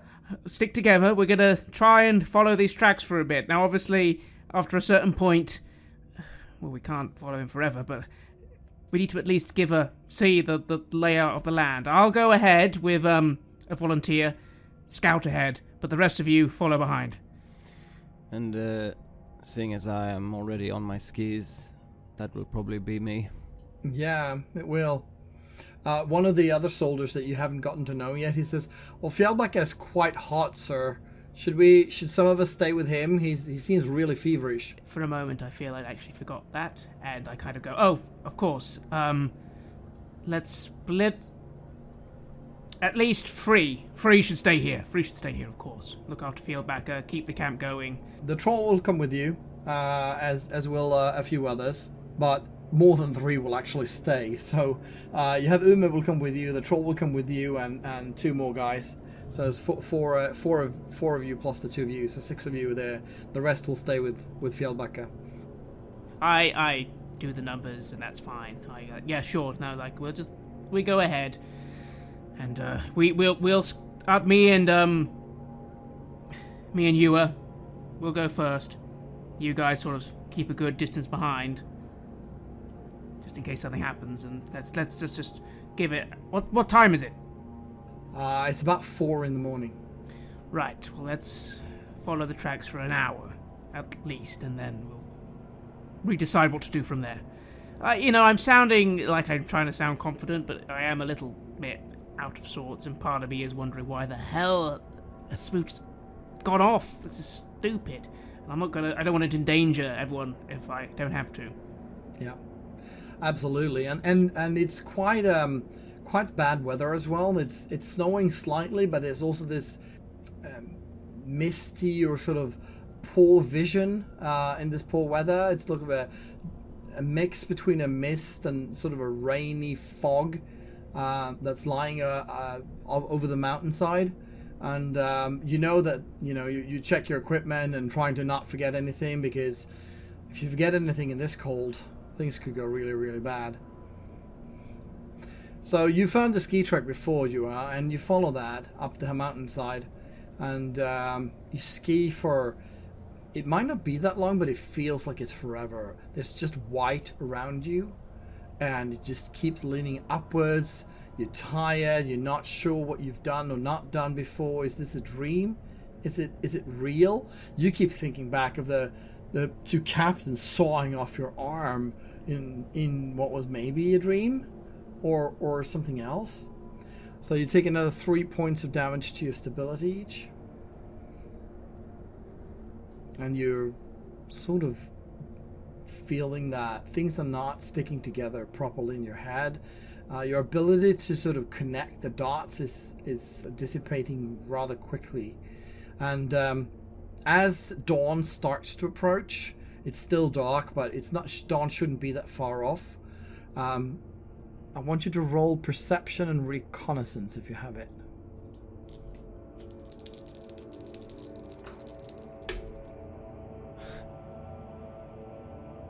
I do, but doesn't help much, unfortunately, in my current state. I get, what is it, +1, +2, 4, 6, 7. 7. Yeah, no, you don't see anything. 17. 17. Well, you see them. It's you've been skiing for maybe an hour. You're just about to consider whether you should go back or not. And about 100 yards away, you see a group of people, maybe 10 people. They're heading northeast, maybe. I'm really confused, and I try and focus on who the 10 people out here now. Who are they? Yeah, in the middle of the night, you can hear a scream. Help! Help! Does it sound like... Is that Smooth's voice? No, it's not. It's another one. It's a young man, a much younger man.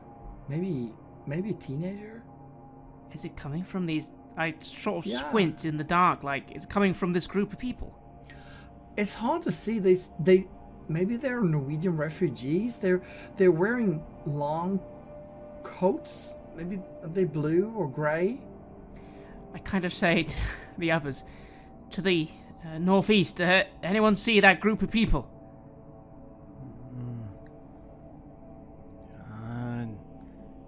No, I don't see them, sir. Troll? Anyone? I can see them. They look like the ancient soldiers. What? Isn't that muskets they're wearing? And old uniforms? That's what I saw yesterday when I was having my nightmare. Oh, this is just another nightmare. No, it's not. We're turning back. We turn back. We followed long enough. We need to turn back to camp now. Let's get back to camp now, everyone. And I sort of just stop in the snow, take a moment, and start heading back the way we came. Yeah, like, what about Smooth? We're not responsible if a soldier in the middle of the night decides to go off and get himself killed. I'm sorry. But trolls, are you sure? So should we just leave him out there? Can't keep going. We don't know where we are, and if further we get back, the more risk to all of us. We'll have to try again when this snow clears. All right, we'll try heading back this way on the way back to base tomorrow. But we need to head back now and get back together. This is just endangering everyone. Is that a horse? You heard one of the other soldiers say. What? Look, there's more of them. There's more of them, and you can see them more clearly now.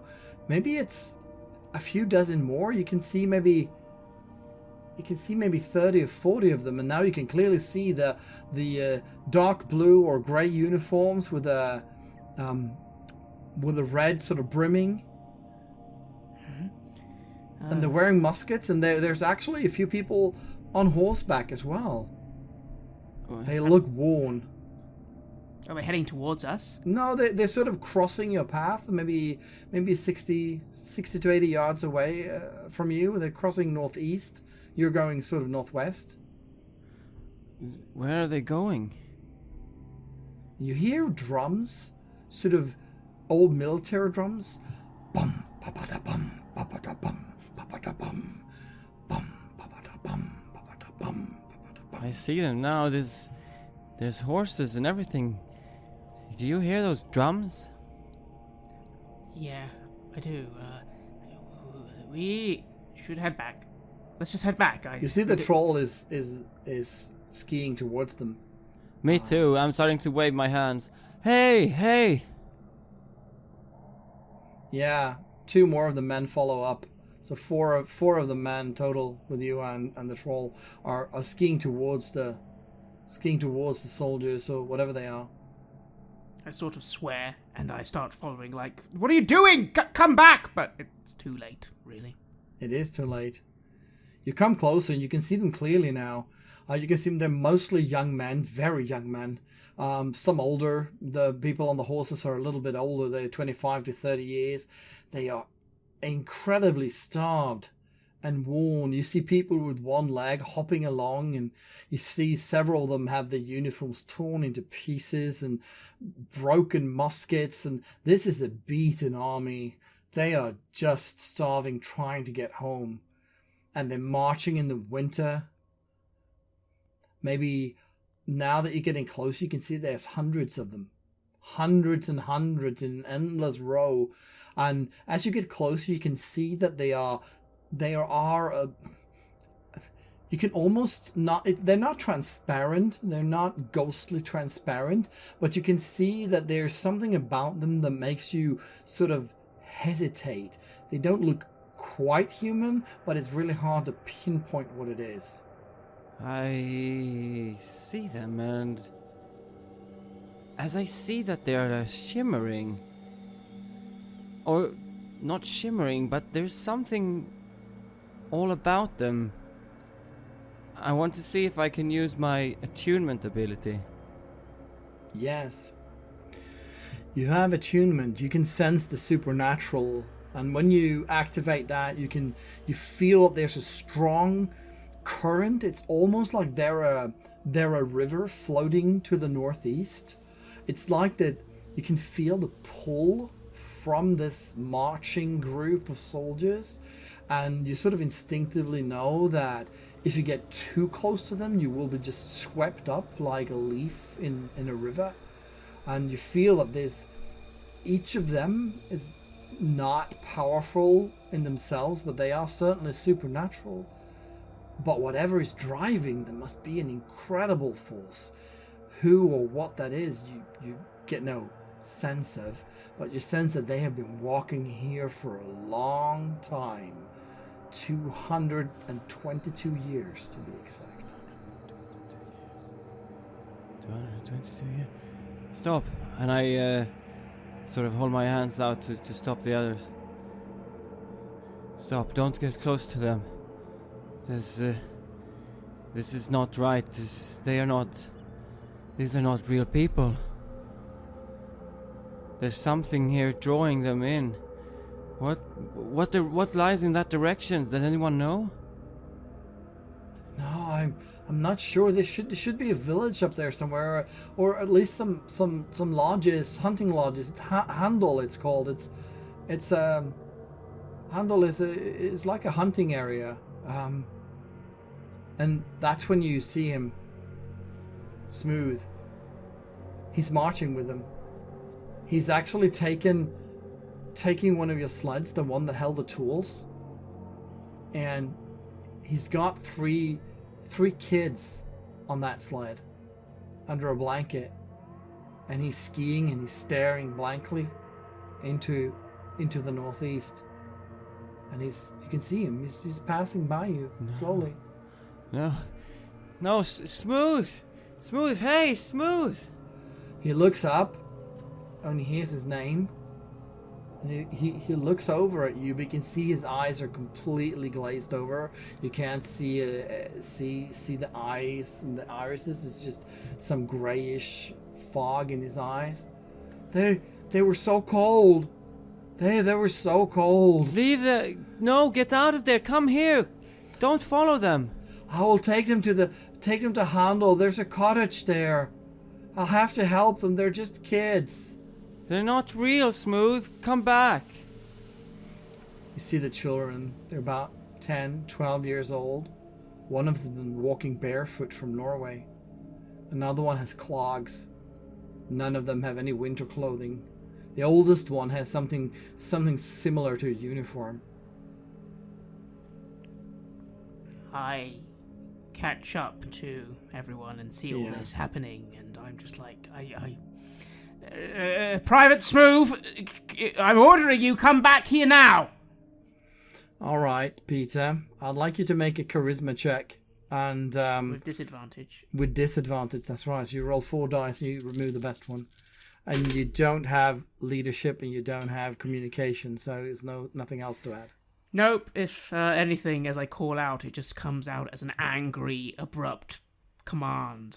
I get 6. Yeah, that's 5, actually. 5. Yeah, that's not even close. He just shakes his head and says, "No, I have to help the children. I have to help the children." And they continue north. You can see that there's hundreds and hundreds, maybe even 1,000 of them. They're all going to this lodge or cottage area? It doesn't make any sense. None of this makes any sense. We should get back. Yes, back to camp, and we report this movement, this enemy movement, this troop movement. I don't know, but we need to, get back to camp. Let's just get back to camp. Quickly. We can't do anything now. We're lucky they haven't spotted us, whoever these people are. Yes. Let's see if you can make your way back. So, to find the tracks back now that it's the fog and the mist has rolled in, and in your state of drug-induced semi-dreaming, you will need to roll an intuition and wilderness roll with disadvantage. So, go ahead and do that and see what you get. 7. 9. So you start making your way back, and the snow increases, falling from the sky. Deep, dark flakes attaching themselves to your hands, to your eyes. The wind picks up. And to be honest, after an hour of trying to find your way back, it should really be easy, just backtracking. How hard could it be? But everything is wide. Every hillside looks like the next one. Isn't that the stone we passed just 15 minutes ago? Why are we so cold? It is so incredibly cold. I don't think... I can't find the track. I can't find it. I know. We have to stop. We need to set up emergency here. We need to wait till dawn. This storm needs to clear. We can't, and then we need to recalibrate and make our way back to base camp. We can't, we're lost. Morning. The sun should be coming up soon. Yeah, exactly. Of course. Let's. I stop. I try and start looking for anywhere where there's even just some shelter, a stone, some trees, at least out of this main storm. Yeah. Well, you try to build sort of a temporary shelter because that's the best you can do. And when you start digging, you see that 10 or 12 men are coming towards you as you're digging your temporary sporadic camp, and they're wearing the uniforms of these soldiers. And they talk to you, and you can understand some of the words because it's Finnish. And they say something. It's very old Finnish, so it's a little bit hard, but you can actually understand them. And they say, "What are you doing here?" No, stay back. You're not real. Oh, we felt real enough when they beat us, when they killed our king. The king died 200 years ago. I sort of look at Juha thinking, this is mad, but what he's saying is even madder. I don't really understand. And I just say to everyone, rifles ready. Rifles ready. Yeah, and people fumble with their weapons and try to get ready, and everybody has, their motor skills are so bad, and it's so cold, but the troll and the others to try to take aim, and these men sort of also try to aim with their musket, and the guy who was talking to you is sort of putting his hands out and saying, calm down, we're all on the same side. You should come with us to the lodge. There's warmth there. It's Old Finnish. Where is the lodge? Is it far? No, it's not far at all. It's just half an hour from here. We can get warm in there. They say they know that there's a lodge just half an hour from here. We could get warm. Shall we go? Sure, we could go to their lodge. This is some sort of enemy. Strange enemy. They're all Finnish troops. I mean, we can't stay here. We're gonna freeze. The king would want it. General Armfelt would want us to survive. We can't fight for Sweden unless we get warm. We can't fight unless we get warm. Listen to yourselves. The lodge, warmth. This is all just... Fuck. Where's your goddamn lodge? They say, it's up here, it's up north. Follow us. We'll ski before you. They're telling us to follow them. It's up north somewhere. It can't be worse than this. Maybe if we follow them. You do know that Handel is sort of a lodging area, and there's quite a few hunting lodges. Some are quite large actually. So, if you're lucky, there might be people there that could take you in for the night. Fine, I say. I start moving after them. I'm trying to fight the we're going to walk into this is like an enemy invasion, and we're walking into their base camp to be prisoners, or whatever these people do. I really don't understand why you keeps going on about Old Finnish, and they're Old Finnish. Like, he realizes he sounds insane, but fine. I do know there's a lodge. There is a lodge there. Maybe we can, if we play along, we can find out what their movements are or something. I don't know. This is swiftly becoming far more a military operation than I thought it would be. Yeah. You trudge along in the snow, and you're not sure if this is the right way, but anyway, if there are cottages up in Handel, it's actually closer to you now than going back to the camp, and certainly much closer than going back to the base camp. So after about 30 or 40 minutes, you do come up to an open area with a small hillside, and you can see this big cottage. It's 2 stories tall, and the smoke coming out of the chimney, and there's lights in the windows, and you can see that there's 100 or 150 of these soldiers, and now in the light you can see that they are indeed, I wouldn't say transparent, but you can see the background behind them when you're not too close, when they're sort of a bit off. They sort of seem to lose their reality the further away you are from them. So when you're up close to them, they seem really, really real. You can scent them and smell them and hear them. And the further away they get, the more ghostly and sort of improbable they become. And so you come up to this area. You don't see your friend Smooth at all. And you can see that they have surrounded the cabin, and they're banging on the doors. They're ghosts. But the cabin seems real. It's ghosts. Well, don't you see it? You can see straight through them, sir. I don't know what I can see. The cabin. Okay. Cabin. I just say, everyone move on to that cabin. And you move up to the cabin, and as you realize that they're ghosts, you're going to have to roll a fear check. And that's a willpower check, which is so far unaffected. So, it's willpower and focus if you do have focus. 16! I roll 8. 8 is not nearly enough. You lose 6 points of stability. You still have any left? I have 2. You have 2. All right, so you're not very stable, and you avoid taking any shock, which is sort of the more serious trauma that you will carry with you. But you are starting to get really unstable. I kind of push back his talk of ghosts, and I push back everything. To be honest, I don't understand what's going on, but I do know there's a cabin, and we can get to the cabin, and we can be in a cabin, and then at least it's better than being out here. Okay, cabin. Right. Let us in. Let us in. I joined them and I start banging on the doors. Yeah. So it's really, really cold outside. You can see that some of the men have fallen into the snow and they're not moving anymore. And the cabin, there's like a small storage room or storage shed that's being torn open now by these soldiers. Let us in. They're banging on it. And Peter, you see that there's a man in a different uniform.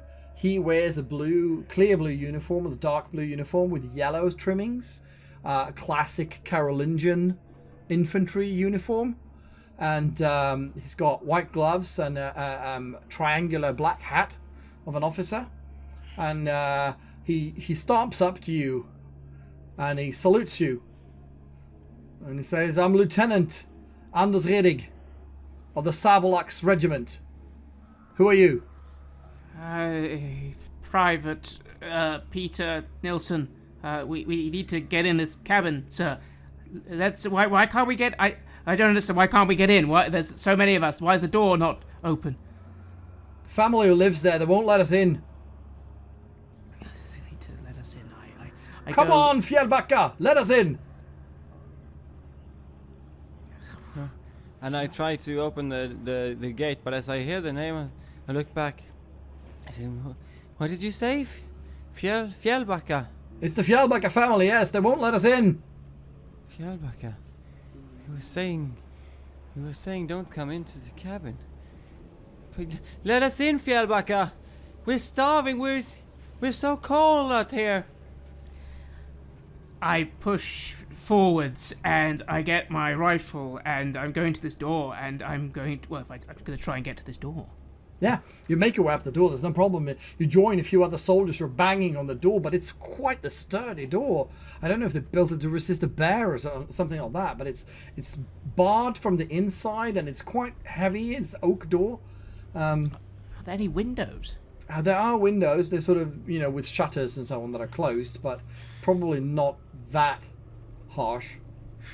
Well, I look at the door and I look at the window and I get my rifle out and I say, shoot the windows! Get the windows open! Yeah, and they start loading their guns, and you see that they actually, when you order them around, they see that they're used to being ordered. So the half dozen that hear you, they sort of salute and they go up and they sit down very surprisingly disciplinary. It's like as if they were back in sort of combat, and these 6 men, they sort of go back and they pull like a long stick out and they clean out their muskets. 3 of them kneel down, they load their musket, 3 of them are standing up, and they go 3, 2, 1, Sweden, and they fire towards the window, and whatever they're firing blows up a hole in the side of the building.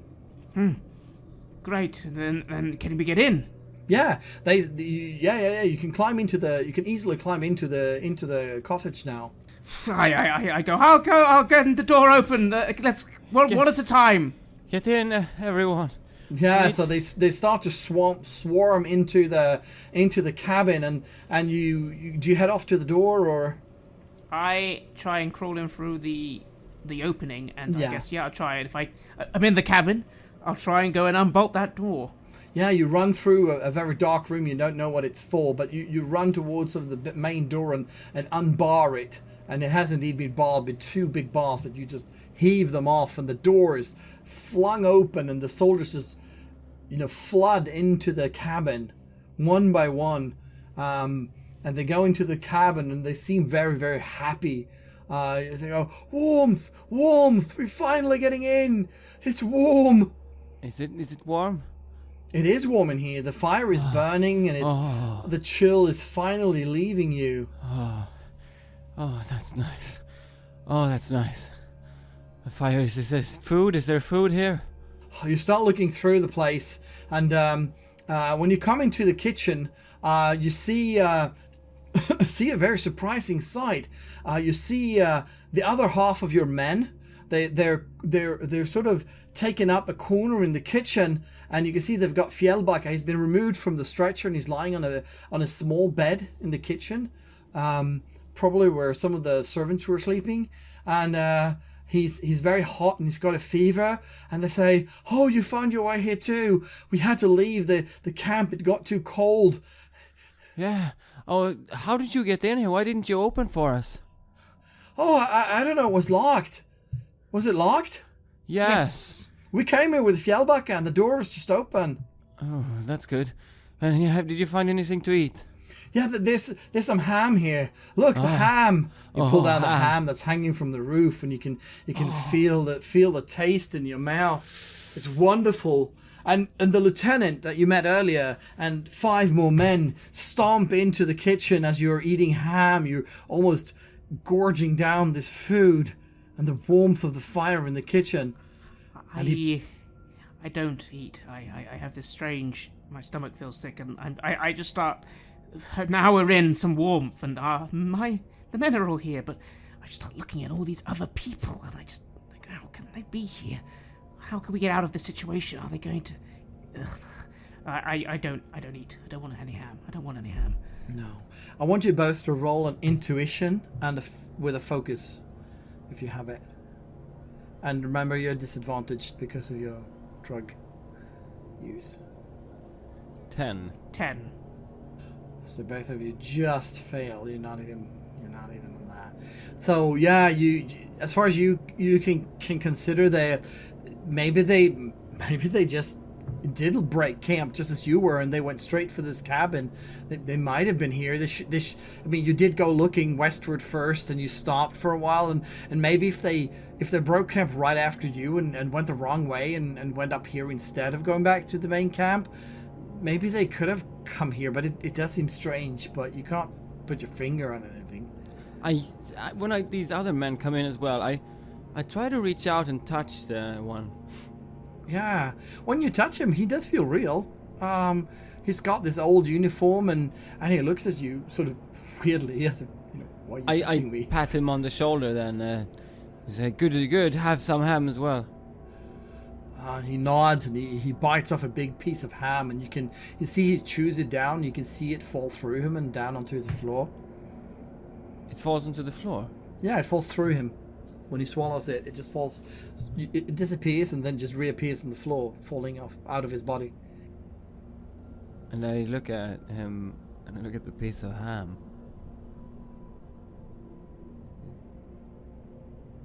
It's good. It's good ham, he says, in his Finnish accent. The lieutenant, who speaks Swedish, steps up and says, "Who's that man in the corner?" The one lying down? That's one of our soldiers. Looks like a Fjällbacka guy. Yeah, he is, but he didn't know the door was closed. He's feverish. I kind of looked... I look to, you had just, as you say that, and you see I was about to raise a hand, and then as you speak, I just sort of lower it. "Oh, that's the traitor! That's the traitor! That's Fjällbacka!" He screams to his soldiers, and they rush up towards Fjällbacka, and they grab him. What are you doing? He's one of us. He's not a traitor. He didn't want to let us in. We've been waiting here for a long time. He should have just let us in when we came. They just came here too. Oh, his family's been here for a long time, the lieutenant says. "Pull him out!" No, stop. I try to stop them from doing it. You stop one of the soldiers, and he looks at you, and he tries to shove you aside. But you're too strong for him, so he remains standing. But the other 3 or 4, they start to pull Fjällbacka out of the cabin, and he's very feverish. Come on, we can't let them take them, I say to the other people. Yeah, your friends start to some of them grab their weapons even, and start to put the rifles towards the head of the soldiers. So let him go! Let him go! What are you doing, Peter? I kind of just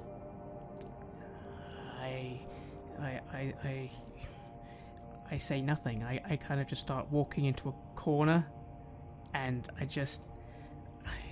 it's not that this is right. I know it's not right, but there's too many of them, and I don't know what they are, and this can't be happening. And I just don't do anything. I watch. The others are all getting their guns, and I just wait. I kind of do get my rifle. I hold it, but I'm waiting. Yeah. And the lieutenant says, when your men are pulling their swords, "Soldiers, you're privates, put your guns down! In the name of the king!" What do they do? One or two of them actually do put their weapons down, but the troll, he's just shakes his head and keeps pointing at one of the soldiers and says, "I don't know about you, but these people, they can't be real." No.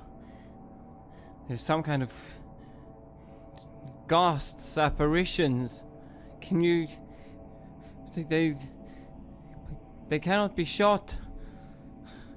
How can they take him if they cannot be shot? "Oh, they can't, can they?" And he fires his rifle towards one of the soldiers, and the bullet goes through him and two more and into the wall. I just stare at that happen, and I just see the reaction. What happens next? So the lieutenant eyes, he squints his eyes, and he says, "Arrest him! That's treason!" And half a dozen more soldiers well in through the door into the kitchen, which is now becoming really, really crowded, and they just swamp the troll and drag him out. I'm really scared. I wish I could do something, but I'm so scared. I follow them. I try to keep sort of trying to call out and ask them to reconsider. Yeah, they don't seem to listen to you anymore. They pull both him and Fjellbacka out, and the lieutenant comes up to you, Peter, and says, "Listen, I'm willing to let the rest of you go. Are you going to make any more trouble for us?" "That's right. You're a good soldier. The kingdom will have good use of you. Remember that." I just nod and I start walking to the other men who have put down their weapons, and I sort of go to stand with them and I go, "Well, thank you. We'll stay here and we won't cause any trouble." "That's right. All right." And he shouts some orders in Finnish to his men, and they start building a pyre on the front yard with some wood. And they come up to you with some of the men pull down some ham from the kitchen and give it to you, and they also take like an iron kettle, and they kindle some wood in there and have a fire burning in the kettle, and says, "You probably don't want to be around for this. Just follow the lakeside and you should be back at wherever you came from soon." What are you gonna do with them? "Oh, he's gonna get what's coming to him. The other one will just hang." As I see them do this, they're not listening to me, and no one is standing up anymore to them. I mean, how could we? What can we do against them? I just look to Peter for what we're supposed to do. Are we going? Yes, you are. We're going. We need to get back to camp. We can't do anything. Yes. No. Let's go then. So you head off down the side of the mountain with a kettle that's burning, a small fire to warm your hands on, some ham, and most of you. And you try to sort of cover your ears as you hear the screams of someone being put live onto a fire, burning towards the sky in the 200-year-old revenge that's been waiting for a long time through the bloodlines from father to son. And you thankfully don't hear the snapping of the neck of the troll. It's almost dawn, and you can't remember much of the actual journey back, but you come back to your camp The sun is rising. You're insanely tired, but the drugs have carried you through the night, in spite of all the hardship. The colonel is there. So are the pharmaceutical experts and the captains. They may ask for Fjällbacka, but you're not sure. Yeah, I don't know what happens next now. It's all a dream, a horrible, horrible nightmare. I don't really know what's happening. I just nod to whatever I'm asked, I suppose. All right, men. Take your skis off. Come on, leave them here. Get in the dining room. And I take my skis off and I look around, and I suppose we are missing 3 men then. Smooth, Troll, and Fjällbacka. Yeah, the other 9 are there. They take off your socks that are all wet. Your clothes are soaking wet. You get spare uniforms. They stoke the fire so it's really, really hot. And you get a stew. The warmest, most lovely thing you've eaten in a long time. And for once, there's no limit. They just keep serving you until you're full. And they don't say anything. They look, they exchange glances, but they don't ask. I find that suspicious, but I don't care. I eat the food. I'm happy to be here. I'm happy to be alive. I'm happy to be alive.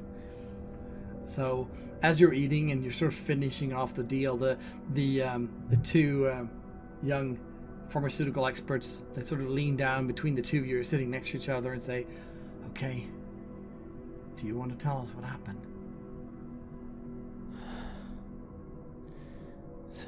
We have seen the strangest things. I don't know if you want to hear about that. Probably things that weren't real. We saw old soldiers marching in the night. Ghosts marching to a cabin, and I named the place. We lost track of our camp, and in the end we had to follow them. And once we got there, the rest of the soldiers, the ones that hadn't set out to look for Smooth earlier because he had gone missing, they were there with Fjällbacka, and they took him. The old soldiers, they took Fjällbacka, they burned him alive. The troll was hanged and Smooth's lost. They told us to go this way to come back, and we found our way, and now we're here. Right. They look interesting, take lots of notes, and they're like, right. And how did that make you feel? It's terrible. Except for, I mean, the only bit of warmth we felt through for a long time now was when we were in that cabin.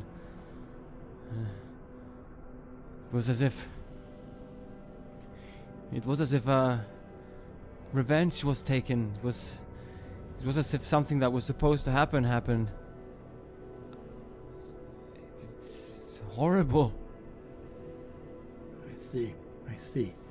And how do you feel now?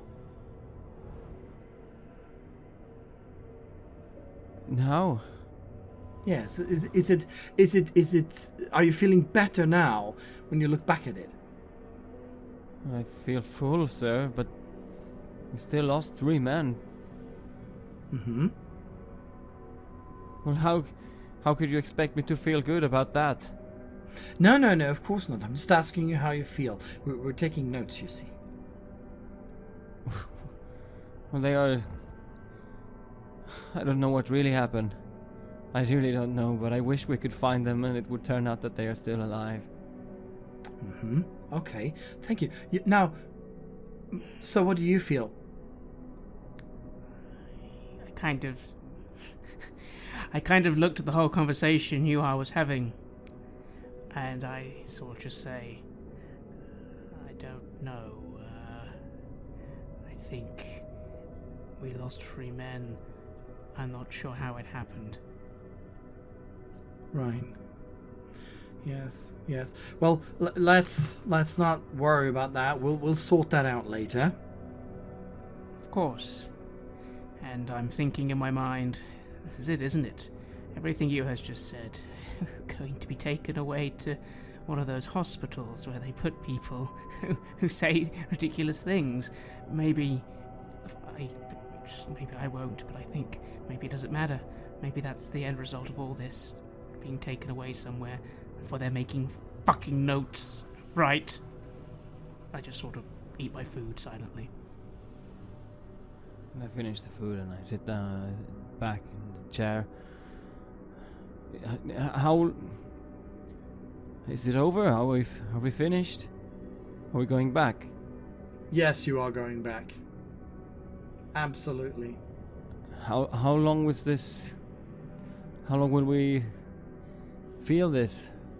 Don't worry about it. It'll pass in a week or so. You'll be fine.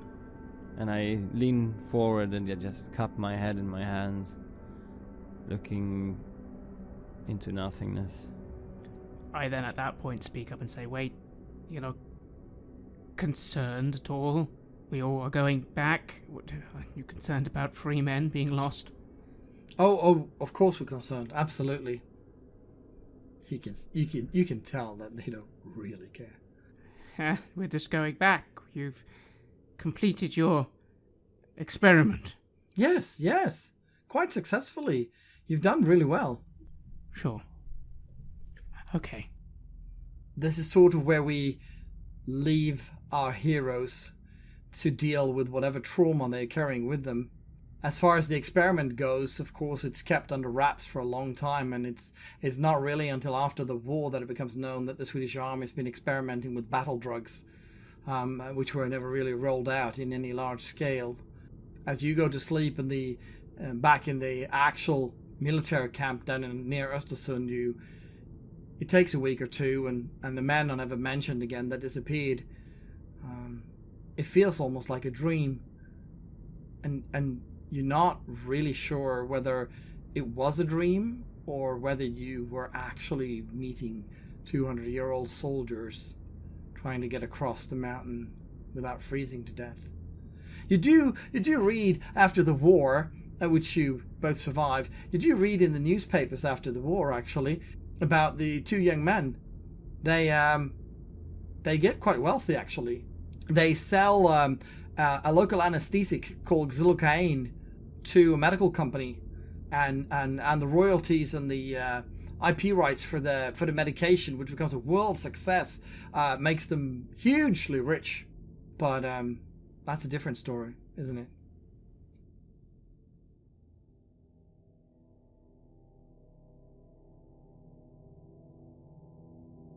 You have listened to an episode of Red Moon Roleplaying, where we played the adventure The Frozen Dozen for Chock, Åter från Graven. The Frozen Dozen was written by our dear friend Anders Fager, and our GM was Björn Flintberg, who is the man behind Eloso Förlag, who publishes the game. The music was made by Ugazania and was used with permission from their label Chock. Check out cryochamber.bandcamp.com or their YouTube channel for some wonderfully cold and dark ambient. We would like to give massive thanks to our champions of the Red Moon, Martin Heuschober, Nastasia Raulerson, and David, for their generous support. And we would of course like to thank all of our other patrons. Without your support, the show would not be possible. If you want early access to our content and to hear raw versions of our recordings right after we've done them, or join a campaign of Cultivated Loss as a player, please check out our new higher level tiers on Patreon. It's a great way to get more Red Moon role-playing in your life, and to help us keep the show going. Thank you again for listening.